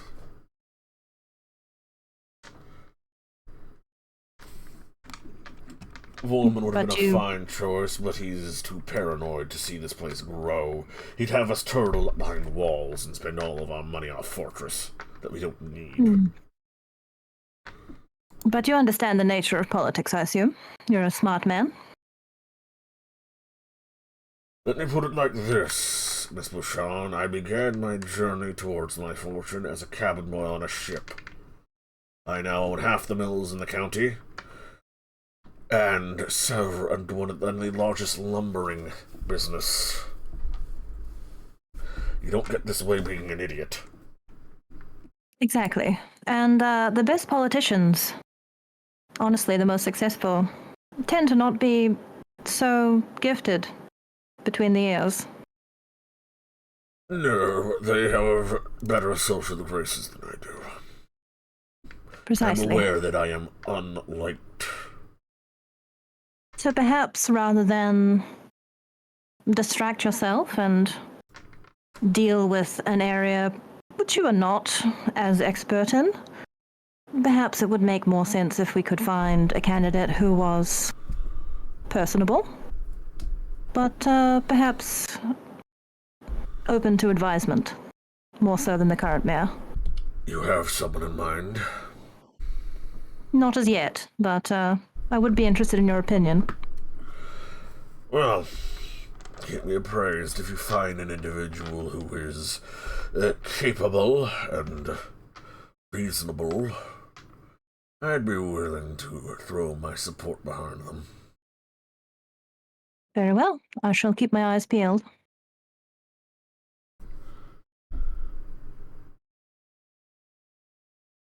You've heard no rumor about Hood further than he's merely lingering past the ship, having departed? No. He might, from what I hear, hold ill will towards the man who bested him, but that seems bruised pride more than anything else. I've heard him, well, it's an interesting thing. Seems he's of two minds.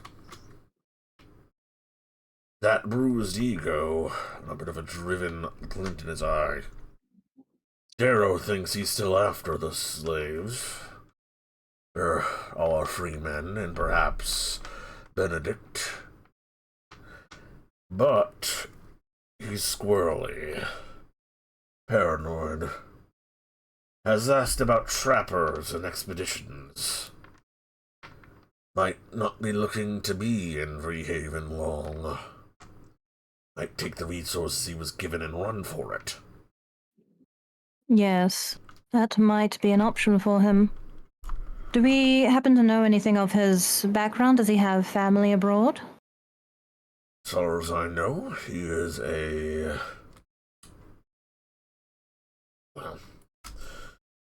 Bachelor?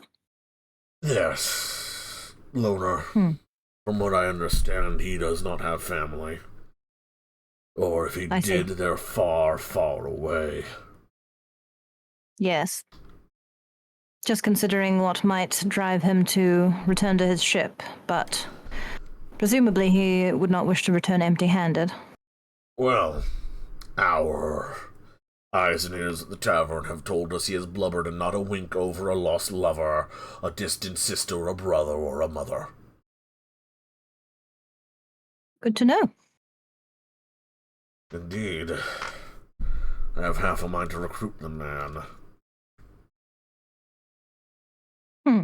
A well-placed thug can get a lot of things done. Well, if you can discern his nature to be trustworthy enough, then perhaps that would be an option.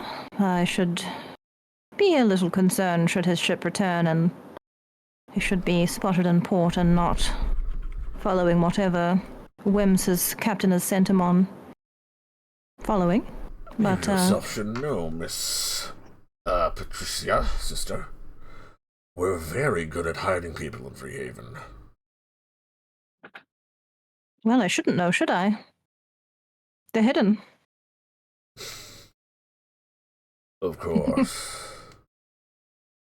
As you're spending a good 2, maybe 3 hours walking with this man,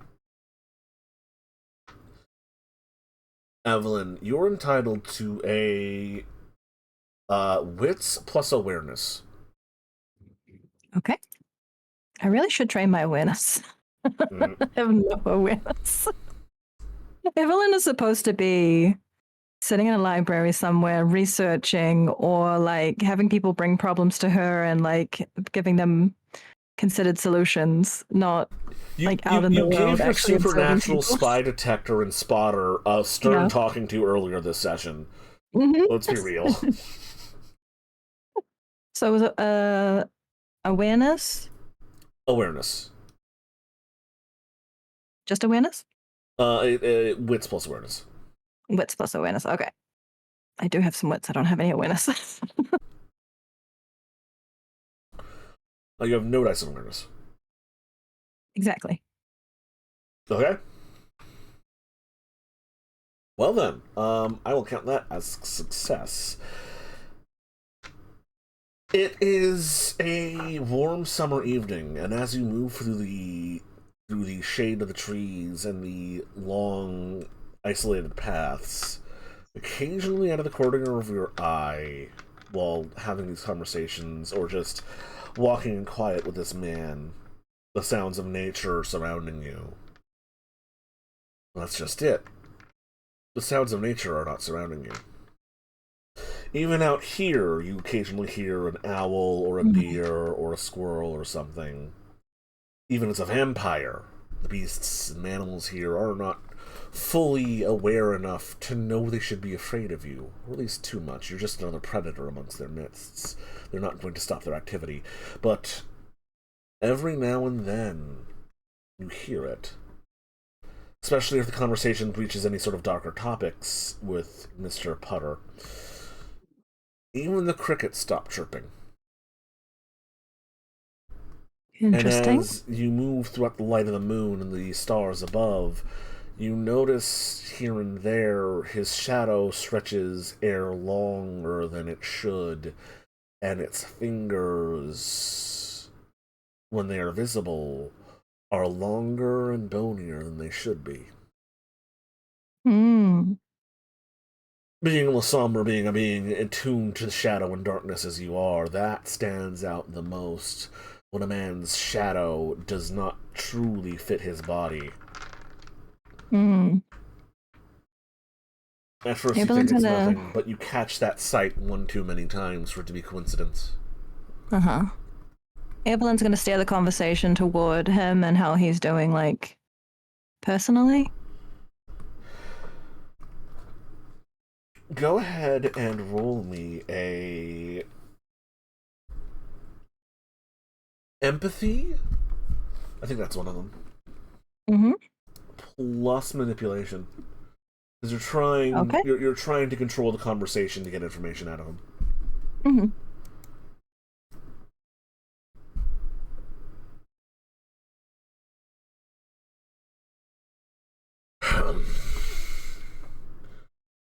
Well, in truth, I've been having trouble sleeping. A few reoccurring nightmares of being stuck in these mines we've been digging out, crushed by rocks, lost and forgotten there even by the men and women we saved, my legacy being a smear of blood on the dirt. When you get to be past your 40s or 50s out here, you think about legacy a lot. And this seems Must seem silly to a woman of faith, but I wish to be remembered fondly, or of at least significance. No, that's not silly at all. It's... The name I chose when I took my vows was the name of someone who had uncommonly charitable aspects to her and gave away everything she had, dedicated herself to God. So these are important for humanity to have outstanding people to aspire toward. It must be nice to just give everything up. I don't have any family, no sons, no daughters who lived. I have a brother somewhere in Amsterdam, but I've last heard of him over 10 years ago. I don't even know he's alive. You've My not considered... fortunes would go to who knows. You've not considered taking a new wife? Those matters are personal. I understand. But, especially with all these stresses, that Hunter, this, rolls his eyes, Mayor, and this stymies of my businesses. It is a balmy, warm spring, and I wake from my bed feeling cold and stiff. I fear that these ill thoughts are affecting my humors. Hmm. And an excess of bile in my throat of late as well. And every now and then I think of what is it all for? What do you wish it to be for?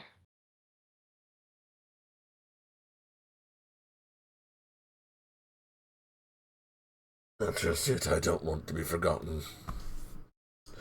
To vanish off this earth as if I was never here.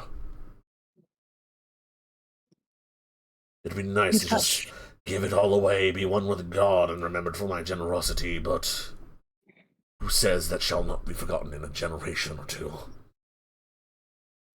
Well, Time wears all men down. Even the great Ozymandias is known only to us now as a pair of stone legs in the desert and a cautionary tale to hubris.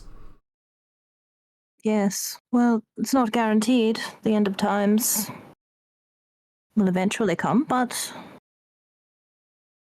you are not merely your body. You're not merely the memories of others of you. You've touched the lives of many, even just those that I've seen tonight have had the entire course of their, not just their lives, but their lineage, if they should go on to have children and speak of your kindness. But you also have your immortal soul.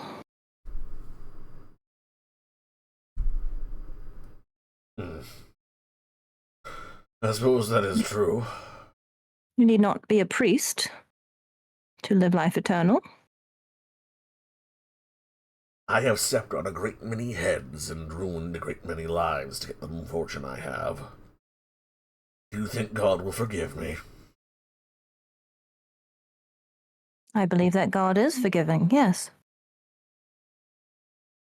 Well then, for my sake, at the very least, I hope you are right, sister. For myself and God have not been on speaking terms in many a year. Well, you're always welcome to the chapel. Roll me a charisma plus expression. Charisma and expression, hey?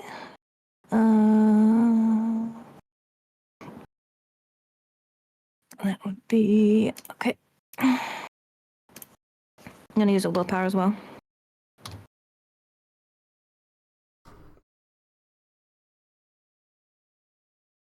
That's 2 successes then. Thanks to the willpower. I used a willpower last night, and then I would have got one this morning, right? So just... Yes. I'm just down one then. Okay. Also, real fast, what are your nature and demeanor again?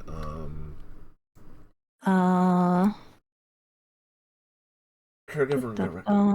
Get a point of willpower back for this conversation, actually. Okay.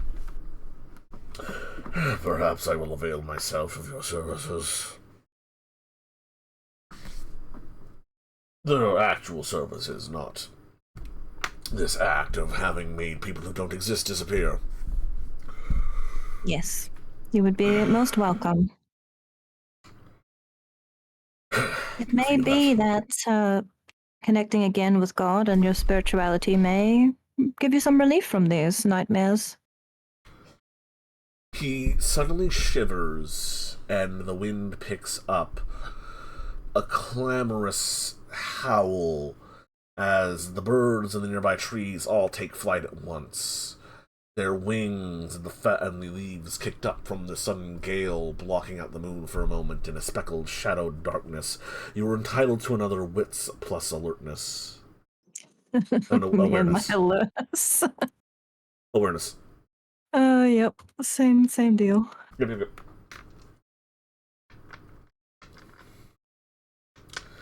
Oof.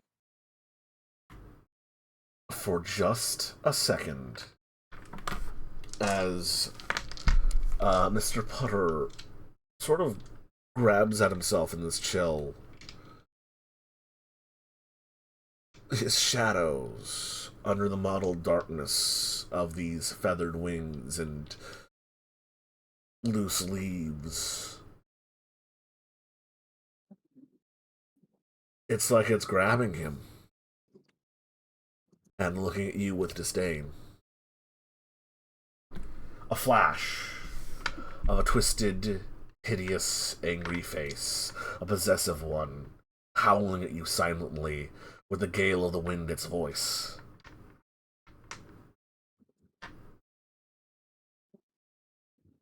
Evelyn will then just it's keep gone. her welcoming smile.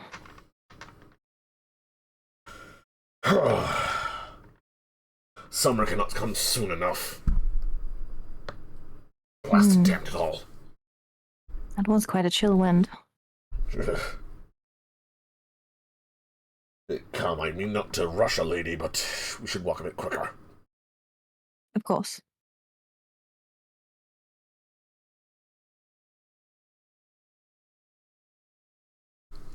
Alright. And the two of you, with a bit more haste in your step, make your way back to Vreehaven. With no further incidents. And with that, we are about a half an hour overdue for a break. So I'm going to call ourselves a break here. If there's anything else anyone would like to do, think of that now. When we come back from break, we'll address that sort of stuff. And then I shall move time forward. Sound good, everybody? Okay. Pull back the curtain a little bit here now. There will be no further outside disturbances to our coterie, so time will pass as far as you allow it to pass. Benedict, you will be getting your knuckle dusters the night before the wedding. Yes. Kamrutai, you wanted to roll to see how well you make a couple of dresses. Yeah, 2 dress and 1 vest. Okay, go ahead. Roll me a crafts plus dexterity. Okay, that would be first one.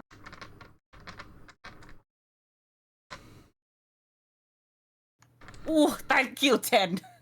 So that's 2 successes. You managed to make so which two of your handicrafts are really nice, and which one's just okay? Oh, she specialized in sewing too.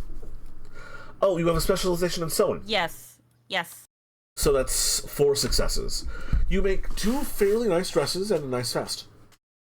Yay! Yeah. Y'all dressing really nicely.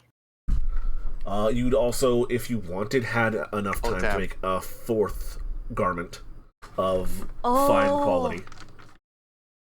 Ooh, I would make like a really nice vest for Benedict as well. Thank you. Okay.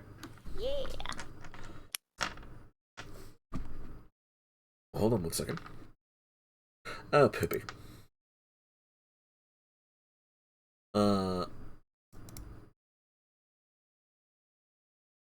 I just realized I just realized the playlist has not been playing the session so far. That's gonna... I'm gonna have to do some editing. Oops. Oh no. It's fine. Yeah. Next, is there anything else anyone wanted to do in their downtime? I know, Evelyn, you have a laundry list of things. I've added to that now. After that experience with Putter, I want to talk to Claudio, describe what I saw, and obviously, like, mention that Kim also sent something, and if he has any idea what it could be. Mm-hmm. What's one thing you want to focus on for the week, though? Because that's a conversation that can happen in game.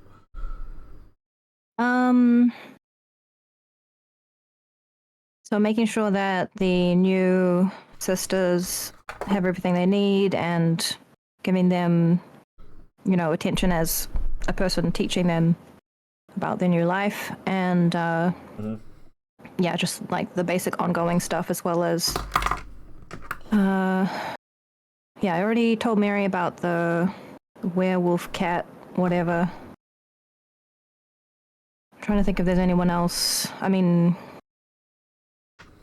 yeah, that's most of it. Mostly just focused on doing her actual job. Okay. Benedict, anything you would like to take care of or specifically focus on for the week?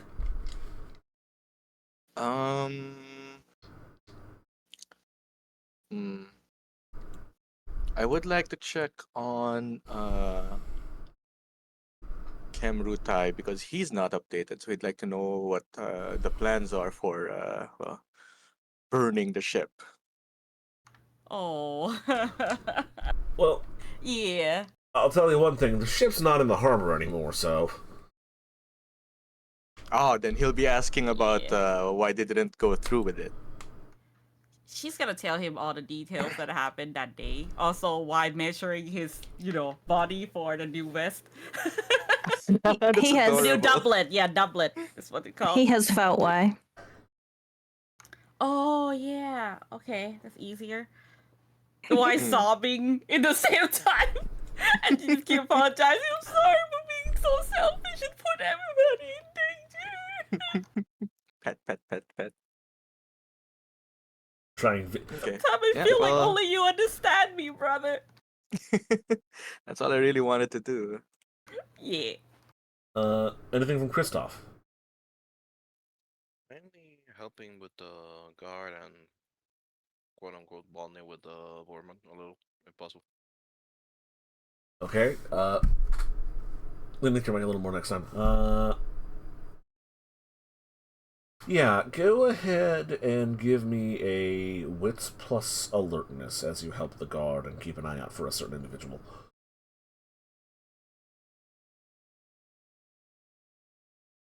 Let's see.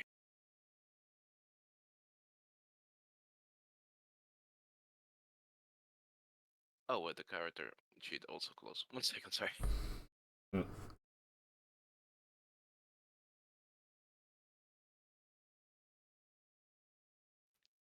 Got a lot of blue screens, no?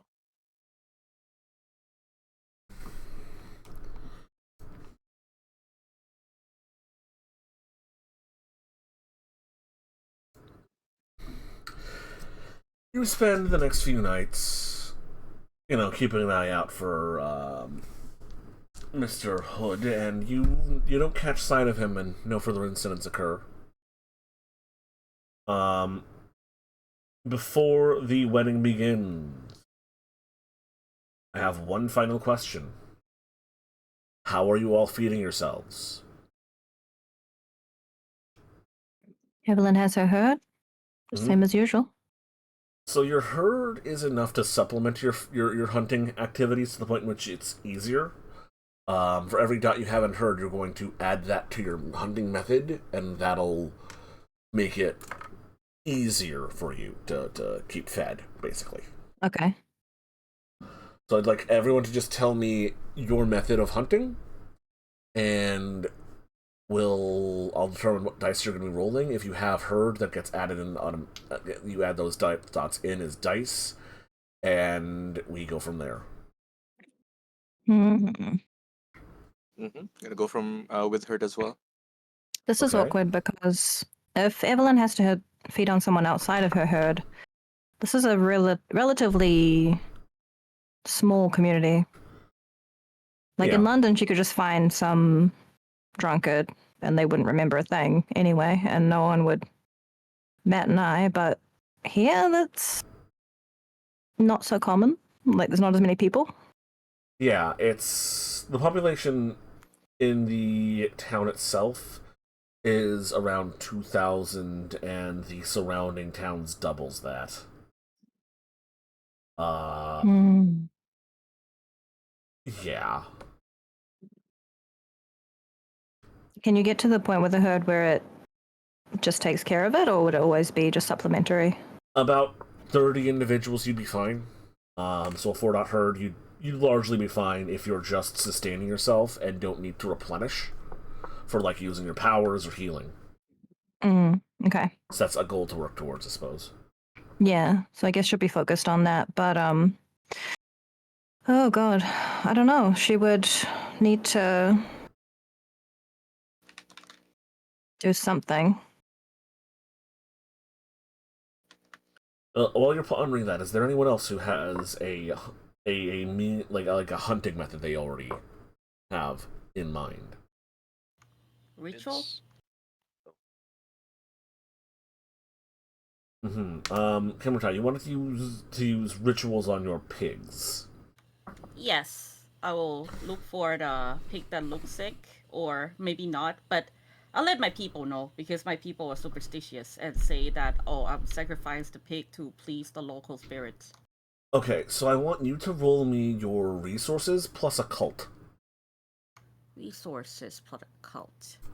to see Okie dokie. just like how many pigs you have available to yourself, and to see how well you perform the ritual and how well you convince your people that this is like, you know, a thing to appease the local animist spirits. So, resource and a cult. Let's go. Yippee! Okay, yeah, no, you have plenty. Your herd of swine has grown into a large and healthy one, and you managed to make it so everyone believes that, this is just a thing. The local spirits are a little mad, so you're giving them a quick sacrifice. You're training the pig. Yep. You're doing the ritual. You're burying the corpse, or doing whatever the fake ritual requires. Yes. Uh-huh. She's gonna offer the blood to Kristoff. Well, make sure that you have enough to feed yourself for a full week. Ah, yes. It's 15 dots if I remember right, and she's missing. How many days left since we last skipped? There's going to be... It's the...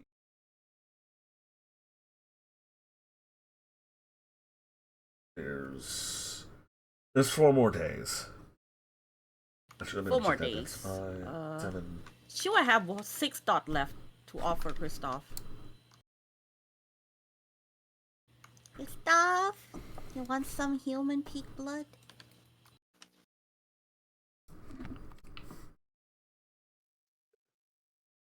If you say something, can't hear you.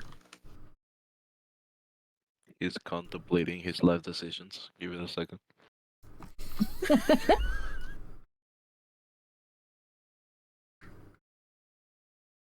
So 4 more. That means yeah. Sure thing. It's better than nothing, Gustav. We have to fill ourselves out before the wedding. I was I had that cover, but alright, I appreciate it. Okay, 6 dot to Kristoff. Okay. And we full. Kristoff, do you need any further blood? Or are you good? He will probably go buy that drunk for the remaining 3. Okay, go ahead and, how are you hunting?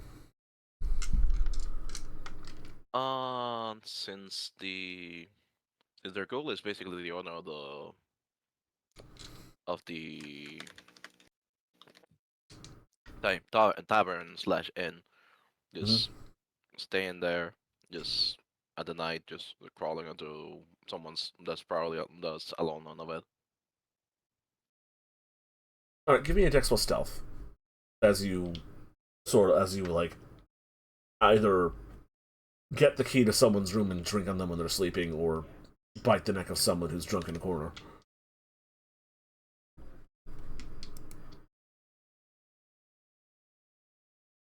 Oh right, I have a macro for this.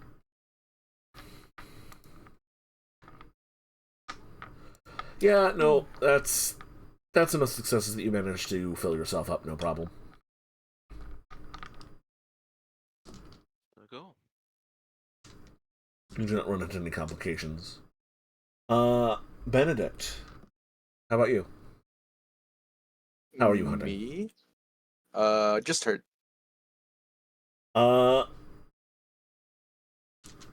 So how many dots does your herd have?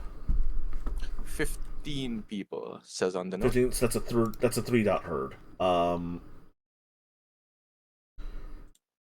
So it's not enough that you could just purely subsist on them.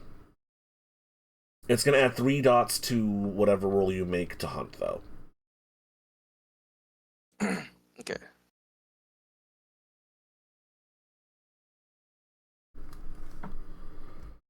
So if you have any sort of idea on how you're going to be, like, finding the occasional snack or top off around town.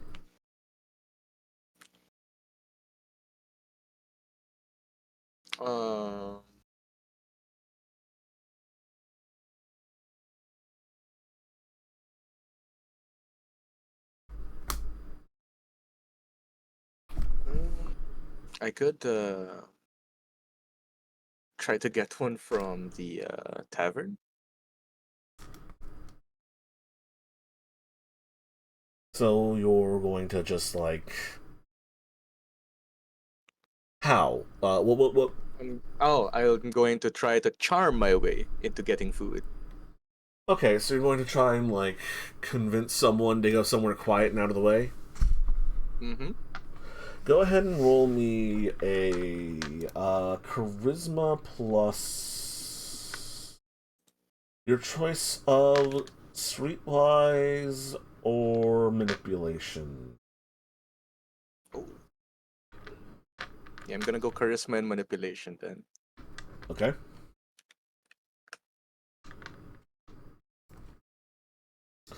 Yeah, you managed to talk a few people into just like, oh, hey, what's that over there? I saw a cat in this alley. Let's go check it out. You know, that sort of thing. To inconspicuously find a few individuals and get them alone for enough moments in time to get a bite in. Yeah. That and your herd is more than enough to keep you fed and get you topped off. Okay. So how many blood points is that? You're full. Okay. Thank you. Evelyn. Mhm. How are you supplementing your blood pool? So it's awkward. Most of the people who are transient through the town are sailors, I assume. Yes. And none doesn't really go around hanging out with sailors. I mean, are you trying to bring God to these heathens? These men of the I sea? mean, yeah, I could bring my ghoul with me. Mm-hmm. Your ghoul's where they're a ghoul, yes. Yeah. Okay.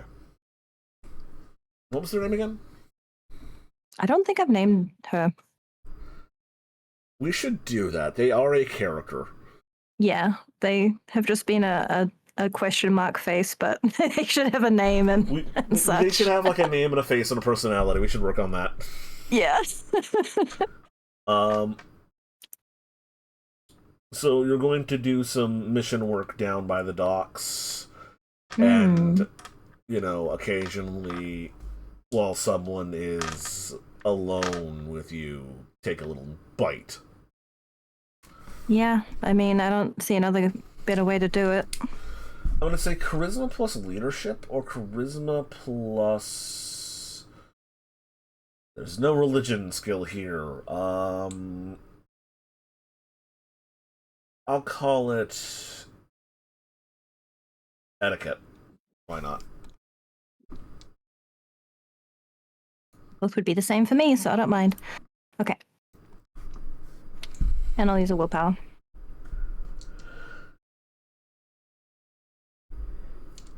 Okay, also roll... Benedict should have rolled this as well. Roll an amount of dice for your herd. Oh, so however many dots I have? Yeah. Okay.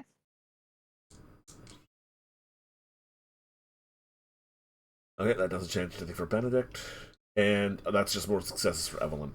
You manage to keep yourself fed and fill up your blood pool so you are not hungry by the time of the wedding. Cool. Speaking of...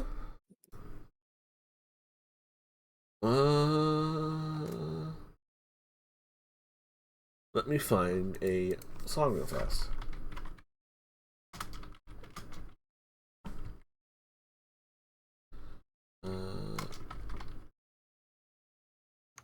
Benedict, pick a color.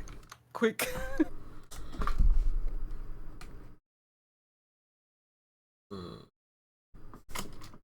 Benedict, a color. You're muted, by the way.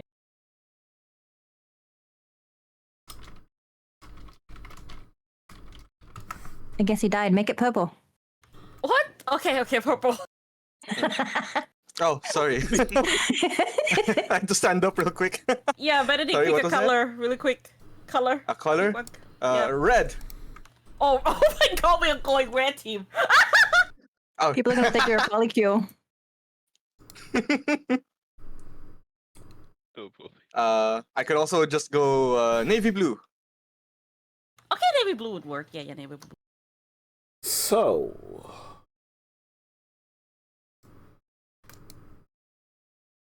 It is now the 23rd of April.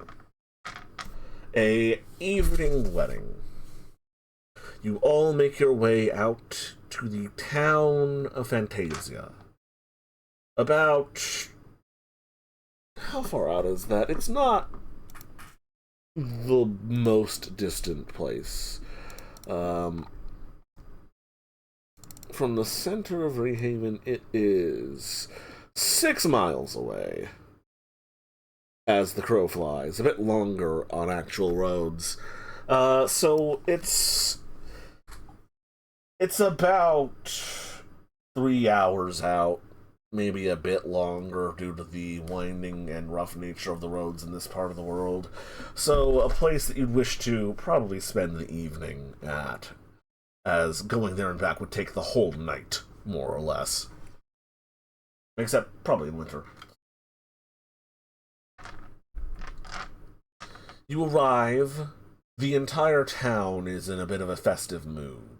Garlands strung between the houses and the eaves as people are gathering around a small chapel in the center of town. Small bits of festivities happening around, children running about and singing up way past their bedtimes. The entire place a tizzy with people preparing for what is probably one of the nicer occasions this year. A wedding. A warm breeze in the air as the afternoon, as the sun, a warm breeze is on the air as everyone is excited and gathering about. You all arrive in time as people begin to coalesce towards the town chapel. Everyone who is anyone in the colony and or at least related in some way to the bride or groom, are here. Everyone in their Sunday best, or even better. What will be their Sunday best from here on out. Yeah. Cass Timmerman, Claudio, and Mayor Cameron, Mr. Norfolk, your neighbor, Miss Verneau, Mr. Vorman, one of the local hunters, Mr. Milner, the entire Silver family, Mary, a few other eligible young bachelorettes, Miss Lane, Solomon Darrow, the vicar, Mr. Brompt, though he is not going to be presiding over the ritual, over the wedding itself. Just to name a few, are all gathered. Is there anyone you wish to talk to?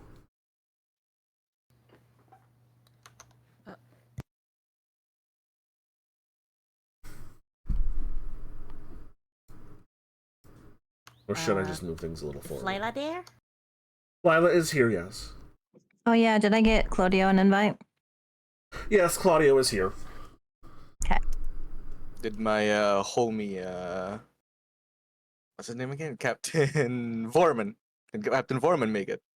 Captain Vorman, yes. Captain Vorman, Gabor Vorman is here. Hell yeah. I'll be approaching him then. Did we already greet the bride and groom? The bride is in someone's home being gussied up and made as pretty as humanly possible. If you wish to find Francois, he can be found. I'll go to him first then. Likewise. Go with them. Those of you looking for Francois find him fairly easily. He is just near the town square by the well. A couple of individuals helping him into his best. In this case, a breastplate with a bit of a a tacit golden rope around his neck. The man looks like he stepped out of a fairy tale book and is a prince, more or less.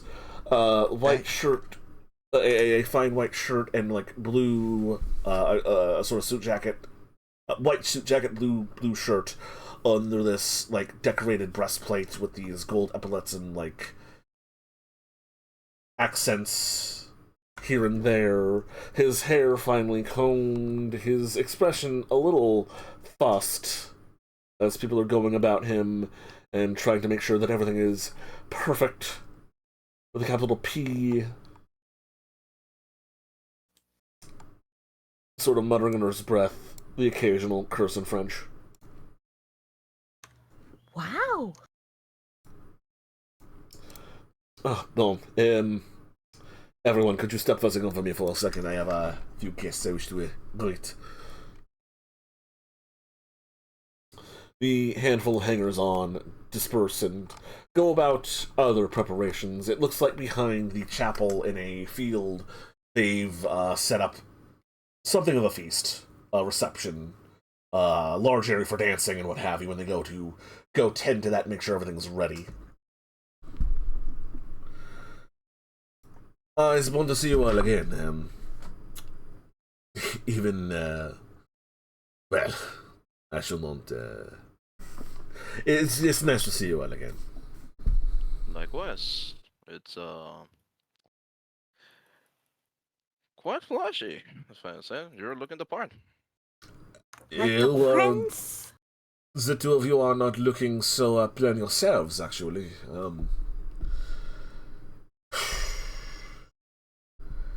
It is genuinely good to see all of you. Glad you have come. My family, for the most part, would not be able to make it this far out, and well, it's good to have people. Oh, hey, Francois, keep this with you.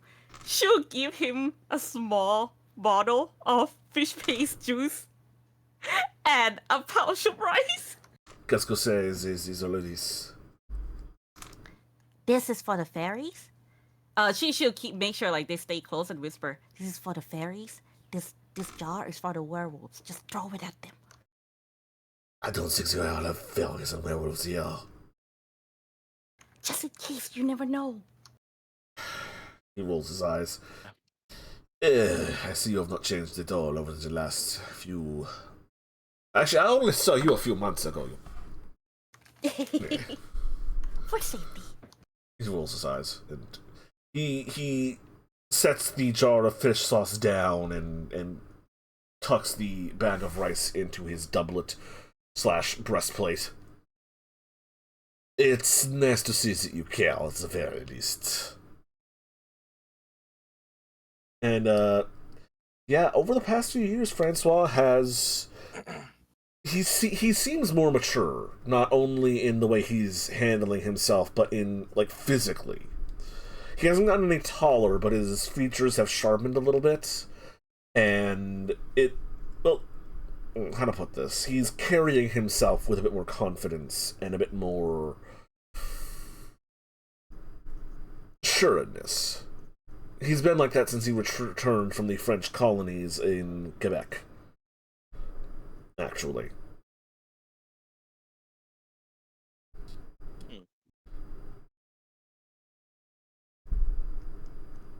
I'm so proud of you. It's really nice seeing you like this over the years, Francois. We, honestly, I wasn't sure what to make of all of this out here, but I mean, I am still I'm still a knight. I met a beautiful young woman who likes me as much as I love her. I've made a very nice living, and our family is nothing to be ashamed of. I'm glad I found you all out here. I'm glad you're here too. But I'm certainly glad. Oh, and one other thing, a friend of Lottie's has arranged for doves.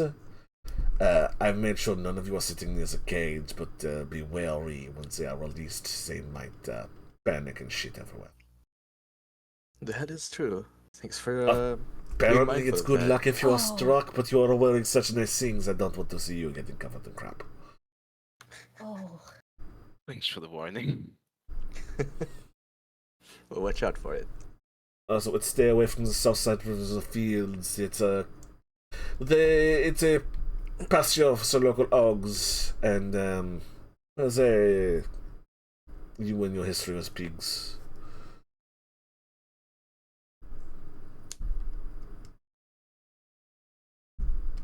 That's only forecast. Yeah. Thank you for the warning. But I should introduce you to a few people, huh? Oh, And he pulls you aside and he introduces you to a few of the guests that are going to be on his side of the aisle. Some friends he made in his expedition to Montreal, a few trappers, some people from Fantasia itself, that sort of thing. Does anyone wish to mingle much? I would like to aura check them all. Go ahead. Invite Keep me. my mind open too. I need to know what they're thinking about my boy getting married. Are you reading minds or are you auspexing? I'll auspexing first. Okay. Yeah. Aura read. So that's Thank you, Ted. 1, 2, 3, 4. Yeah, that's 3, 6. Oh, yeah. No, your ones are being deducted there. That's a good macro. 3 successes. Let's look at Auspex real fast. Discipline. Auspex. Orrery. You recognize color patterns. Okay. The entire air here is full of pinks, of reds, of rosy hues, with little bit of innocent whites, excited violets, and amongst 1 or 2 individuals, envious dark greens, and a bit of silvers. swirling about. Who are those people? That person is one Cass Timmerman, I believe. Let me double check names, because I have so many. He's Guy that sent a Lottie. yeah. If you remember the horse kerfuffle, The son? the son. Oh no, Cass Timberman is the carpenter. The Oh, son is that the carpenter? Strout. Yeah, Cass Timmerman. That is Hansel Strock. Hansel Strock. That's the one. Oh Yep. no. Yeah, Hansel Strock. Uh Let me oh. just grab a portrait here. Christoph. That's the man who was looking at the bride back in the party in the honeysuckle field. He's enemy. Watch out. Yeah, Hansel Strock, this gentleman here. He's in a nice green suit. His hair is coiffed and well kept. He is wearing his glasses, and several members of the Strock clan are here, and they all look very happy and cheerful. And he, on the surface, is happy. Yeah. He's already holding a goblet. A wooden cup with something in it. Exhibiting a stiff upper lip, and is very happy for his best friend. Yep, definitely. In addition, you do recognize 4 dazzling auras. Oh no. Rainbow highlights of rose vermilion swirling with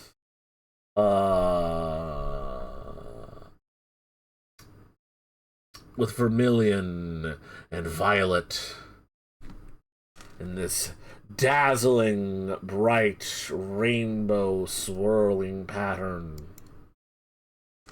4 individuals particularly stand out, yes. The most 2 of them you only catch glimpses of from inside of the house where the bride is being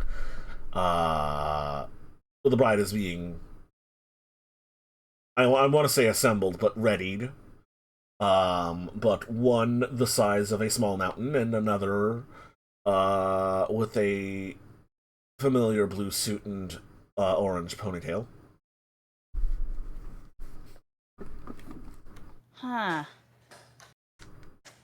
That guy looks familiar.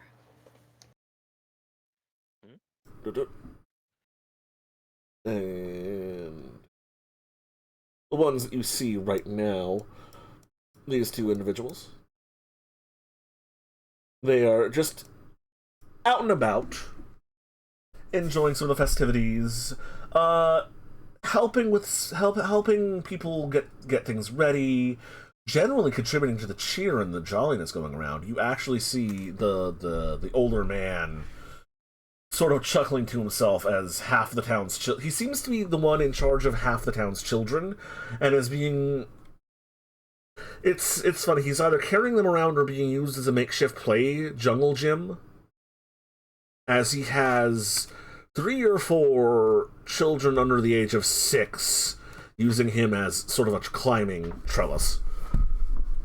And he's just sort of chuckling to himself as they clamber onto his shoulders and his back. That's a face that you can't remember quite. Face and size. I'm gonna try to Can't read their forget. minds. You want to try to read those 2's minds? Yes. Which one first? The one that's helping the preparation. Mm-hmm. That would be the normal-sized, totally normal human. Gonna battle against his willpower.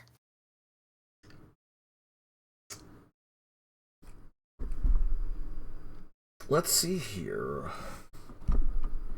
This is telepathy, intelligence plus subterfuge.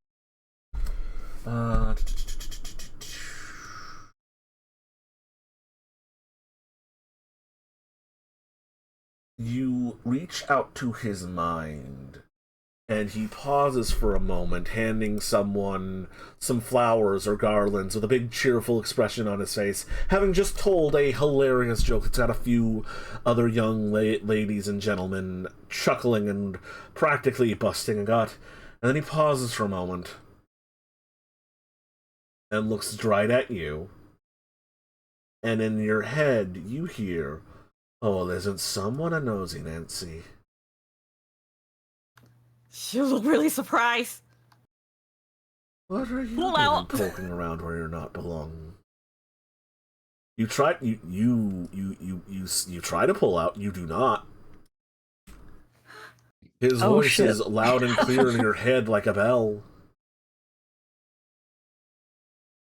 I knew you stood out.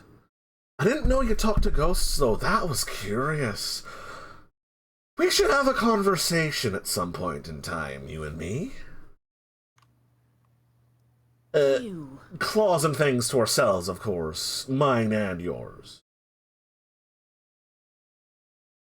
Well, I'm not gonna talk to you alone anymore. If we do talk, well, you have to talk with my friends too. Well, then I'll just bring Bjorn with me. Ah, he's big enough to be Sure. an entire. I shouldn't say anything more. Very well, fine, if you need to bring more people, but I will not talk to you alone anymore. She crossed Oh, her if it was arms. one-on-one, I'd happy to have a tete-a-tete, but if you're bringing anyone else, well, you happen to have the biggest boxer in town and a bloody knight in your circle. Last time, I got in so much trouble. Well, you did pick up a strange cat and bring them into the house of a man with a knife. Well, That old sod is a salty character. look, he's looking out for us, okay?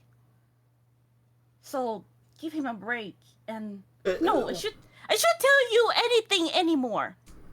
So Meet bring your me and friends if Bjorn you by need the to. maypole. The maypole? She It's looks the around. it's the big pole wrapped around with strings and ribbons. She looks around. Does she You see see it? a very large pole wrapped around with strings and ribbons. All right. When? How fast can you get your friends? Pretty fast? Then pretty quickly from now. The conversation in your head ends, and you see him look over at the large man. You can actually hear them from this distance. And the conversation, it's actually with your hearing, you can hear him clear as day. Hey, Bjorn. You remember the lady from the party and the thing I told you the other night? She and her mates, we're gonna have a little bit of a... Well, finally a formal conversation, it seems. Should we get, the mistress? She's got her hands busy, we can handle it. If you say so. But if this gets serious, we get the others. Yes, of course. And the two begin tramping over towards the maypole after the large man puts down the several children and go tell them to play with a thing. And they do. I run to Kristoff. Kristoff, meeting. Now. Yes. Benedict, meeting. Oh, where's Evelyn? Should we bring other people too, or should we be married, or just four of us is enough? Should we bring Claudio too? It's first of all, who? The cat. What? Well, it was gonna be a one-on-one talk, but I didn't want to cause any more trouble. So, just told him that, oh, bring my friend too. And he's like, fine, he'll bring the big guy too. Then I'd suggest just bring. Wait, Well, if did it's you name your friends? No. Did they mention the new of your friends? He said the man with a knife and the boxer. So I suppose Benedict and Claudio?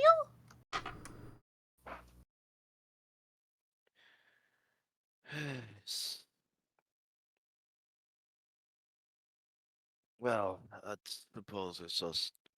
I suppose it's us three then, because if they know, if they so much know about you, then they know where you live. So So you two then. Then we should get Claudio as well.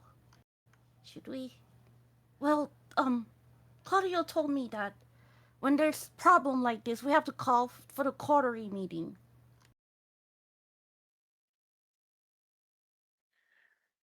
it's.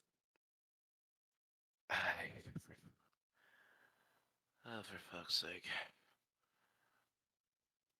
What should I do? Why now? You know.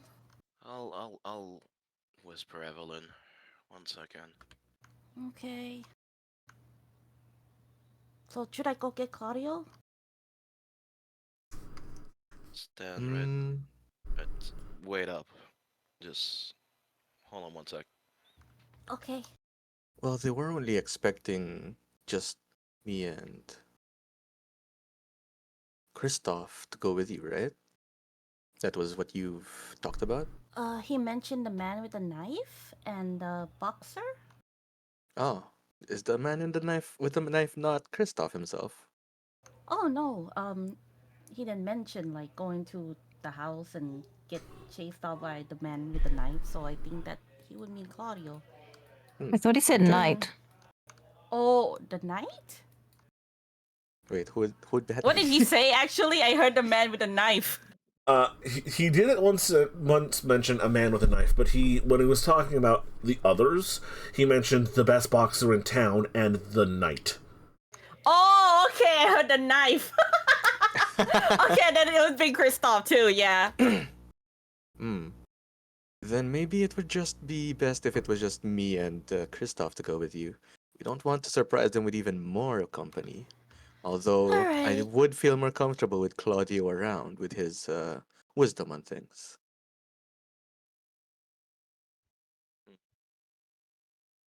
But Well, yeah, let's go with just the three of us.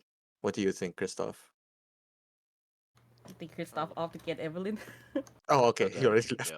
yeah. Well, it wouldn't hurt to bring Evelyn along. So, Christoph, you find Evelyn pretty quickly. Hey, Evelyn, can you Hmm? let me in the air real quick? Yes.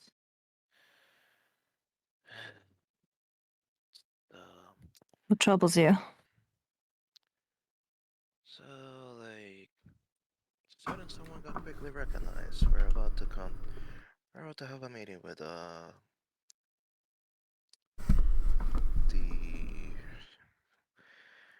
interesting individuals. Let's put it that way. Yeah, Yes. in front of all these people.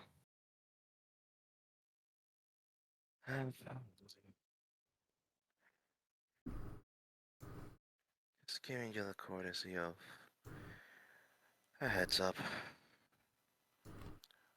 But they seem well aware already. At least. Well, some of us. Not sure about you, so.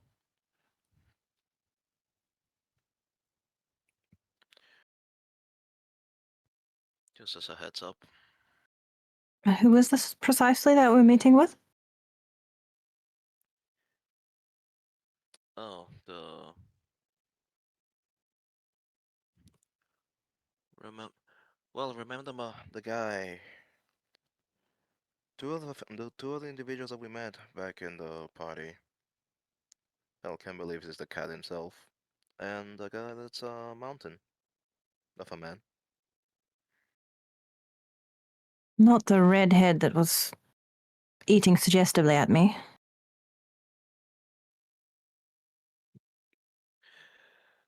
I believe that's not the one, no. Out of character, that's not the one, no. No, not the mountain. The other. The other, it's was him? Was it him? I'm pretty sure two of them suggestively ate bananas at people. I remember clearly the girl, but the guy. Yeah. The guy did wink nudge Evelyn at one point at the very least. Yeah, but mostly he was talking about poetry. Yeah, but it Pauline was was the being girl was the eating Pauline one. was being his wingman, and he was eating a banana suggestively at her, and she was saying, "I am a woman of God." And then Pauline made a comment about the banana looking phallic, and Evelyn said, "Oh, is that what they look like?" I can't quite remember. Was it that guy specifically? Mhm. It was that guy. Um. You remember when you get unwanted flirtations, damn it. Yeah. Yeah. Yeah, I believe it was that person. Yes. Oh, Jesus. Well, are we in view of where they are? The maypole is a little further away, but you can see the maypole from where you're standing. Okay. Are they looking over here? You can't see them from here, but you can see the pole where they are. If that makes sense. Because I'm just trying to calculate if they saw Christoph walk over to me after, a meeting was called. I would have made an effort to try not to make up, From Evelyn's perspective, how, has there been any indication that they know that she's not mortal? You haven't, as far as you're aware, done anything to cordon on that you are a supernatural being in front of these fey creatures now. Okay. I trust you to handle this. It's best not to tip my hand. I'm not entirely certain if they've figured things out yet in regards to me. Yeah, I figured as much. Just wanted to give you the warning, because that conversation is going to be had. God knows what will happen next. God be with you. Talk to you later. And head to the meeting. Yeah, seeing Christoph head there, gonna head there too. I think it's so cute. Evelyn's hanging out with Claudio, by the way. Mm-hmm.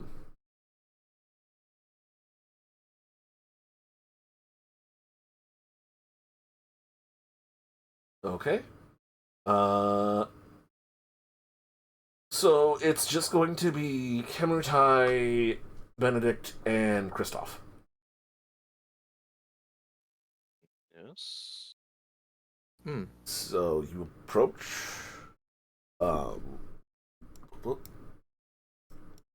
The two gentlemen are standing casually around a large pole wrapped with several ribbons around it.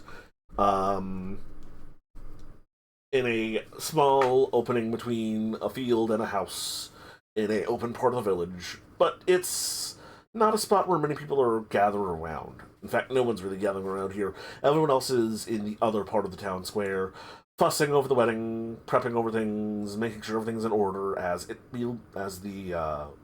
ceremony will begin soon. What you can tell. I'll keep reading their aura though. Their auras. I'll count this as the same scene.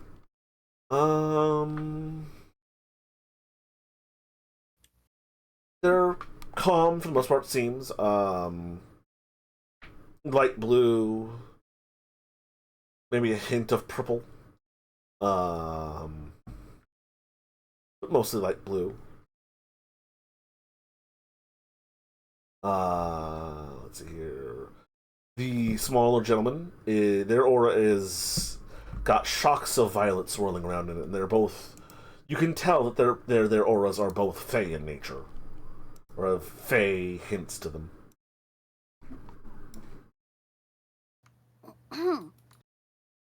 Well, I brought my friends.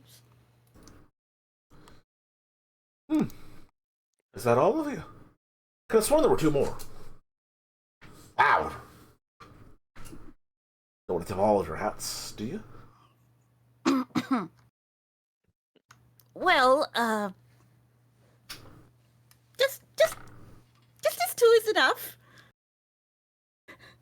The larger man goes to a sort of reclined position, straightens up, and takes a step closer. We have met. I am Garnal, Littleberg. My friend, associate, is Pucard Smith. We are aware of your nature, as you seem to be aware of ours.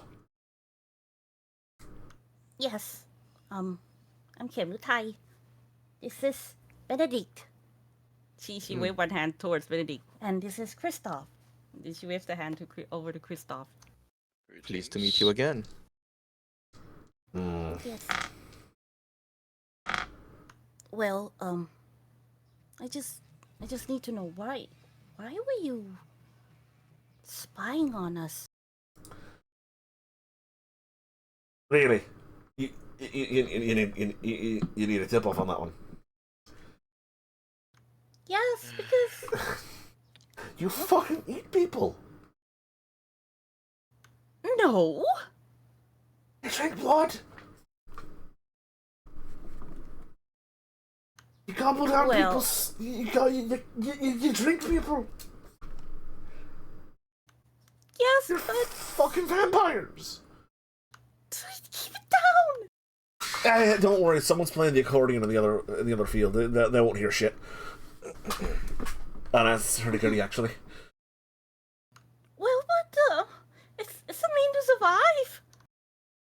Yeah. And it's in our interest to know where the predators are, if we're to survive. We're not gonna eat you. You leave me all the way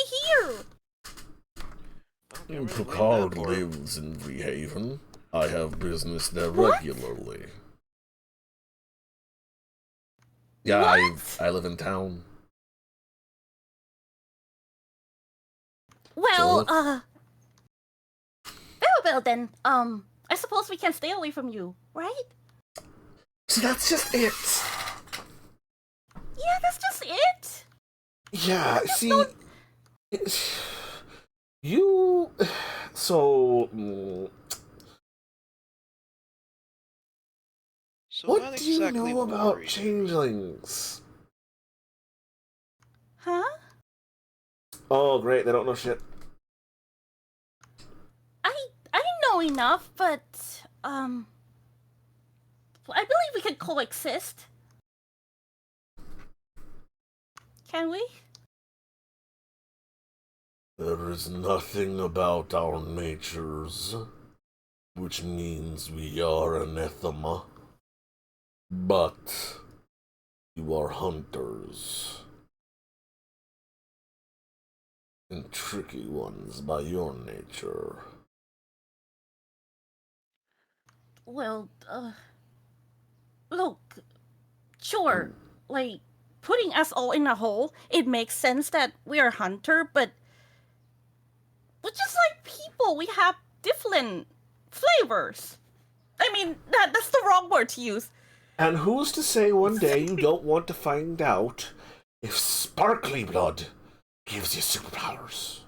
Because I don't eat people! I He does? can vouch on that one, by the way.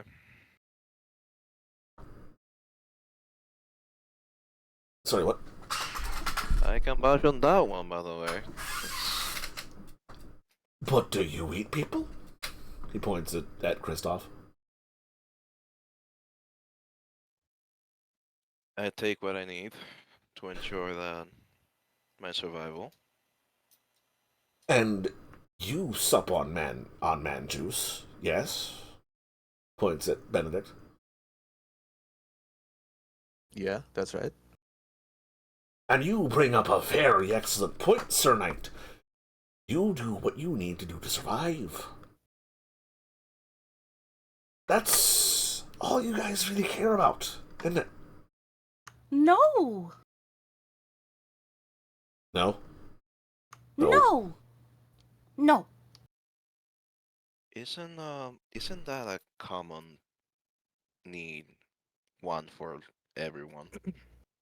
Oh, there's plenty of things worth dying over. Well, drinking sparkly blood is not one of them. You say that now. But what comes a day when you think you need that sparkly blood? Why would I need sparkly blood for? I don't know. Look, there's been history Exactly! of vampires hunting down fairies because they think that the blood tastes better or gives them magic. Well, I can assure you, those vampires are not among us, okay? We left those vampires behind. Because we don't want to be like them. I mean, at least I don't want to be like them. And, right, guys? Just running away from a hell of a mess, to put it simply. We all have different aspirations than to have sparkly blood or more strength. Roll me a charisma plus expression, Kemrutai. Oh no! Benedict and Christoph. Both of you, Christoph, you said, both of you may also roll, same roll, to see if you can give Kemrutai an extra die. Sorry, what roll? Charisma plus expression. Okay. Unless you're lying. Help me. If you're lying or trying to manipulate them, that'd be something different. But you sound like you're being earnest. Mm-hmm. She's being As far earnest. as I am talking, I'm telling the truth. Looking Not at here this shit for and starting power. to realize I should have lied. Anyways, Ooh. Kem, receive an extra 2 dice. Nice. Thank you, guys. I used my willpower too. Okay. Okay, that's really with you really. Oh, you're bad at expressing yourself. Okay.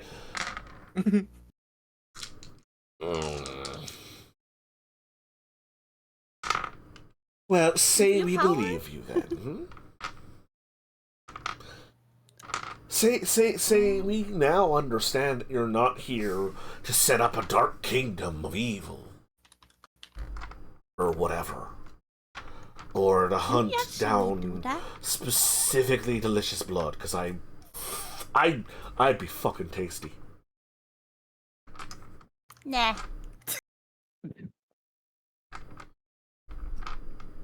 Whatever. You give terrible belly rubs.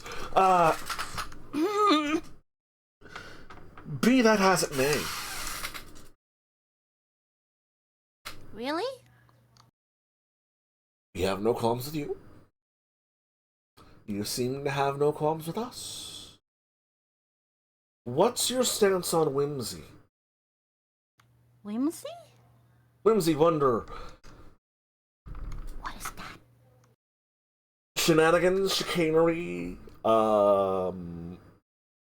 gaffes, humor, the good times as we had by all. Oh, I like jokes. And I like fairy tales. it's well, peace has definitely a charm. It's things going being whimsical from time to time is definitely more more of a thing, you could say. Right, you're boring. Wow. Pointed straight at Kristoff. And how It's, about you? You've come to the entire other side of the world. Clearly, you have to be interested in the wonders of the unknown, things you've never seen before. You know. Well, I did, but if I want to see something, I just pop out of. Oh, she quickly closed her mouth. We'll get back to that one. Well, by all means. It might be boring, but I'm interested. Well, that's just it. That's the whole crux of it. I'm not going to explain how everything a changeling does works. That'd be very stupid of me. And I'm not stupid. You're stupid. I am not stupid. Don't you start a Punch and Judy routine with me. I will turn into Punch. Judy's the one with the club. It's not Shut really up! smart, though. Mm. He aims that shut up at Bjorn. Oh, okay. Stuff's really smart, though. Great, whatever. The point being, we came out here because Europe was stifling. Kings and queens and inquisitions and churches and inquisitions and science and reason and mundanity. It's bad for the soul. Oh. Really I bad. see why. Really bad. You ever wonder why you don't see dragons anymore? Dragons were real? Dragons were very real. Really? It's Really, how I got Gustav? this scar. Wow. That's a lie. Whoa. Shut up.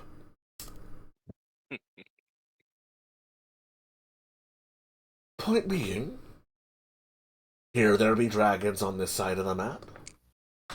We wanted to go find them.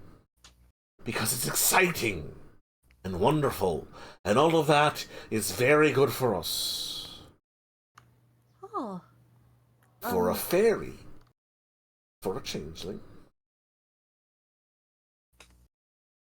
Excitement, wonder, all that. It's like a nice bottle of neck juice. There's more of it here than it was over there.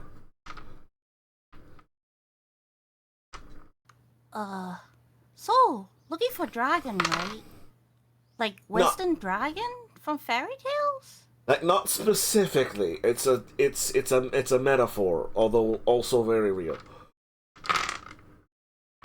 Oh, I was just wondering if it's like Eastern dragon that is like wise and really friendly, or like Oh a no. different mean These things dragon. are grumpy, mean, and thieving bastards.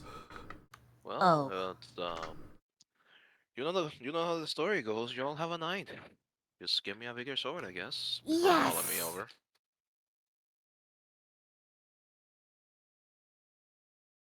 Look, point. We'll have to work out the details, some ground rules, and whatever. But honestly, we could probably just leave each other alone for the most part. All right. I mean, I assume you each make more of yourselves by just biting someone and saying, "This one's a vampire now." We're a little more complicated than that, and a formal arrangement would have to be made to make sure you don't accidentally gobble down someone who's supposed to be one of us. Oh. But that's business for later. It's just nice to know that the new neighbors aren't trying to kill you. They're talking to dead people on the regular, but they're not trying to kill you. Might want to have that. Might want to have that looked at. Do you all talk to dead people? Are vampires part ghost? Oh, it's just her. Oh no, by all means, explain that one, Kim. Well, I could see ghosts and talk to them after you become a vampire? Yeah, that actually makes sense. But then the ghost taught me something else, Okay, and then it just extend from there. great. Yes. I think your friend was being sarcastic, but thank you for actually explaining how that works. Wait, you were being sarcastic, Christoph? I don't know what you're talking about. See, that's sarc. Oh, you poor dear. She's gonna see if Kristoff was lying.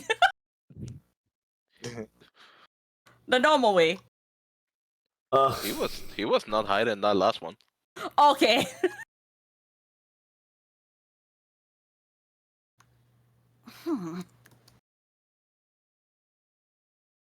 Well, that's how it works, okay? That's how it works.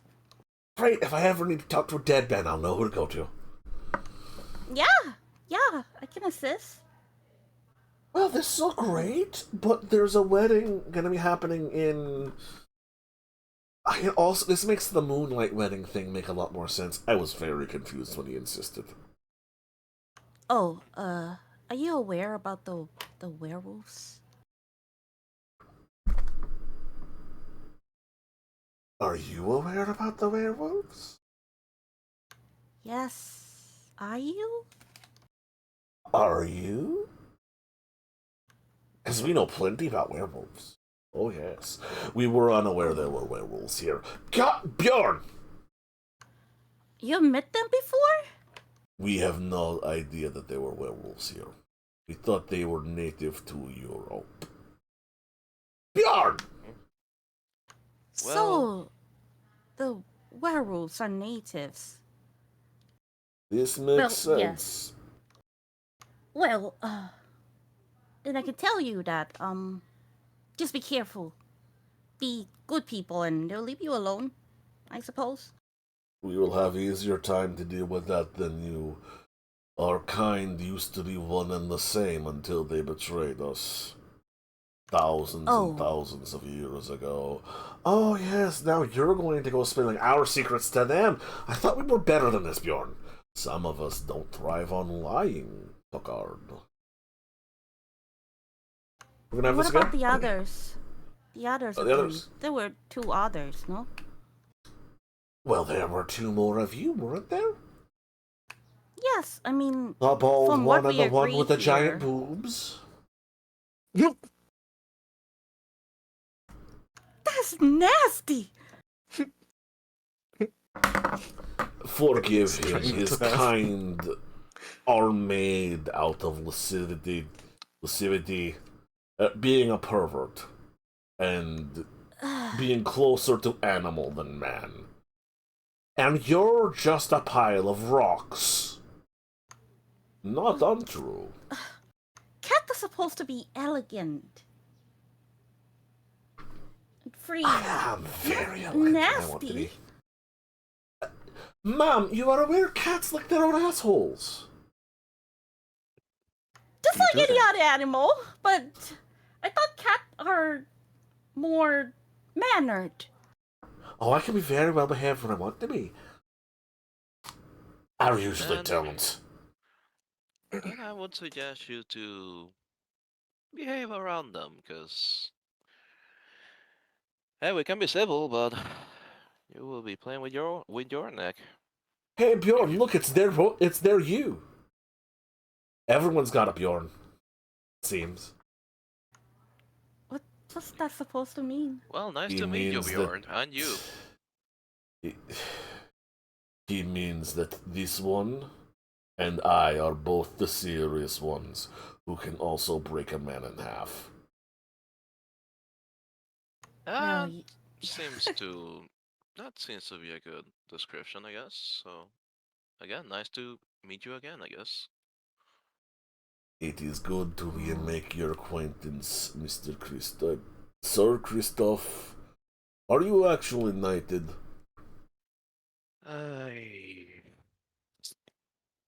You could say I died before that happened. I'll give you that much for free. I need not to pry into your history. I merely wish to give you the proper sign of respect. Mister, that is, then. Aw. Mr. Christoph, then. It must be odd, your squire being knighted before you. Hey, at least someone made it, no? You have good outlook.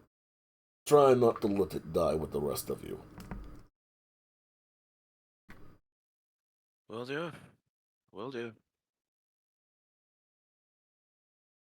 Kim got a big smile on her face. Right, well, the wedding then. We don't want to miss it. Absolutely not. Let's go. Yeah. Let's So- head back then. The lot of you return to the wedding. They go to their side of the aisle. They go to yours. Evelyn, during this entire time, the wedding has been coalescing towards itself. You unfortunately find yourself sat next to, what was his name?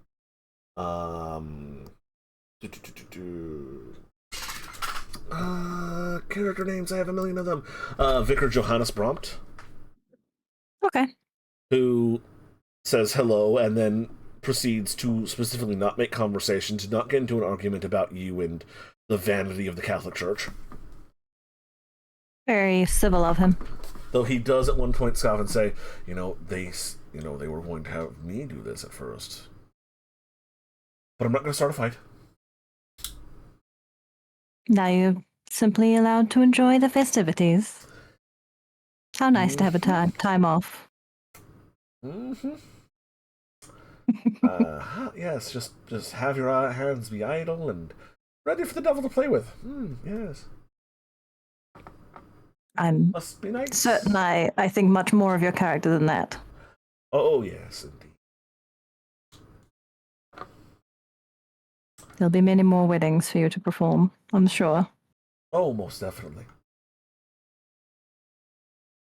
And everyone gathers and sits and gathers up, and the service begins in this chapel. It's been painted and done up rather nicely for this particular event. And beat for beat, step for step, the reading of the vows, the bride coming in, the child wearing a ring, the everything. Picture perfect. Truly a fairy tale wedding. Picturesque. Every step of the way. You feel a warmth gathering in you. And even your heart's beginning to beat and flutter as the two people who genuinely have fallen in love and care for each other exchange vows. It's beautiful. Truly beautiful. And Evelyn, your priest, gives a short but lovely speech about love and the nature of harmony and two souls coming together. And it's odd. You swear you hear bird songs along with the slight musical accompaniment that they could scrounge together, the makeshift band that they've thrown together. You are all entitled to wits plus awareness rolls.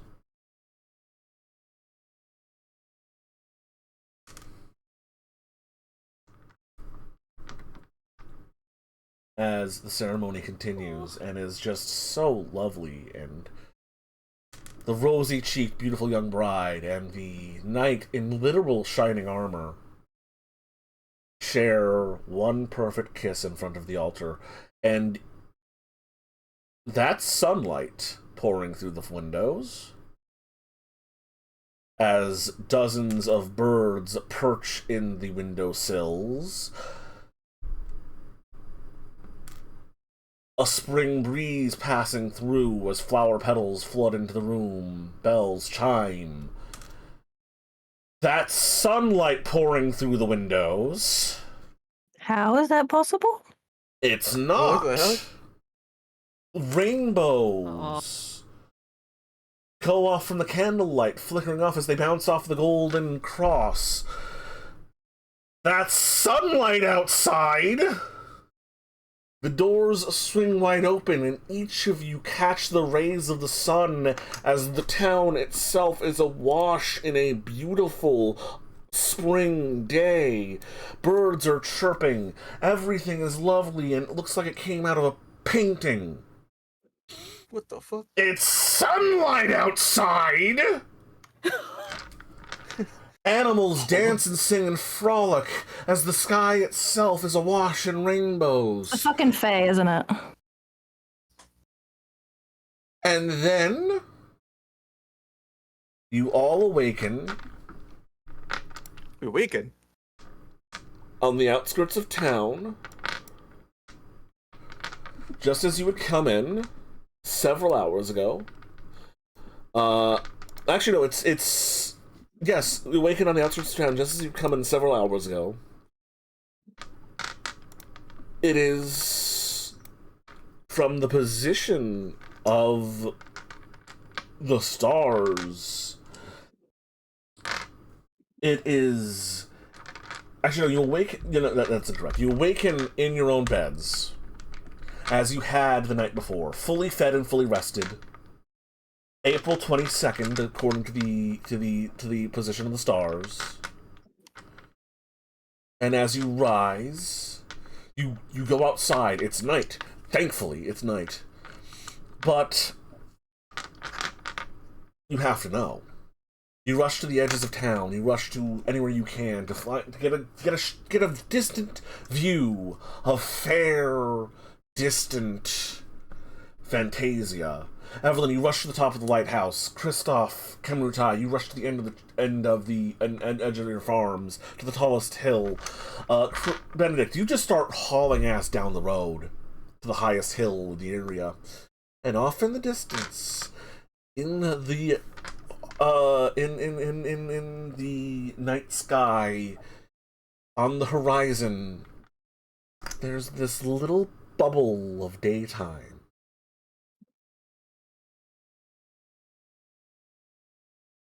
Right where Fantasia is supposed to be. And that's where I'm calling the session. No. No. She's gonna make eternal daylight? Find out next time on Dragon Ball Z.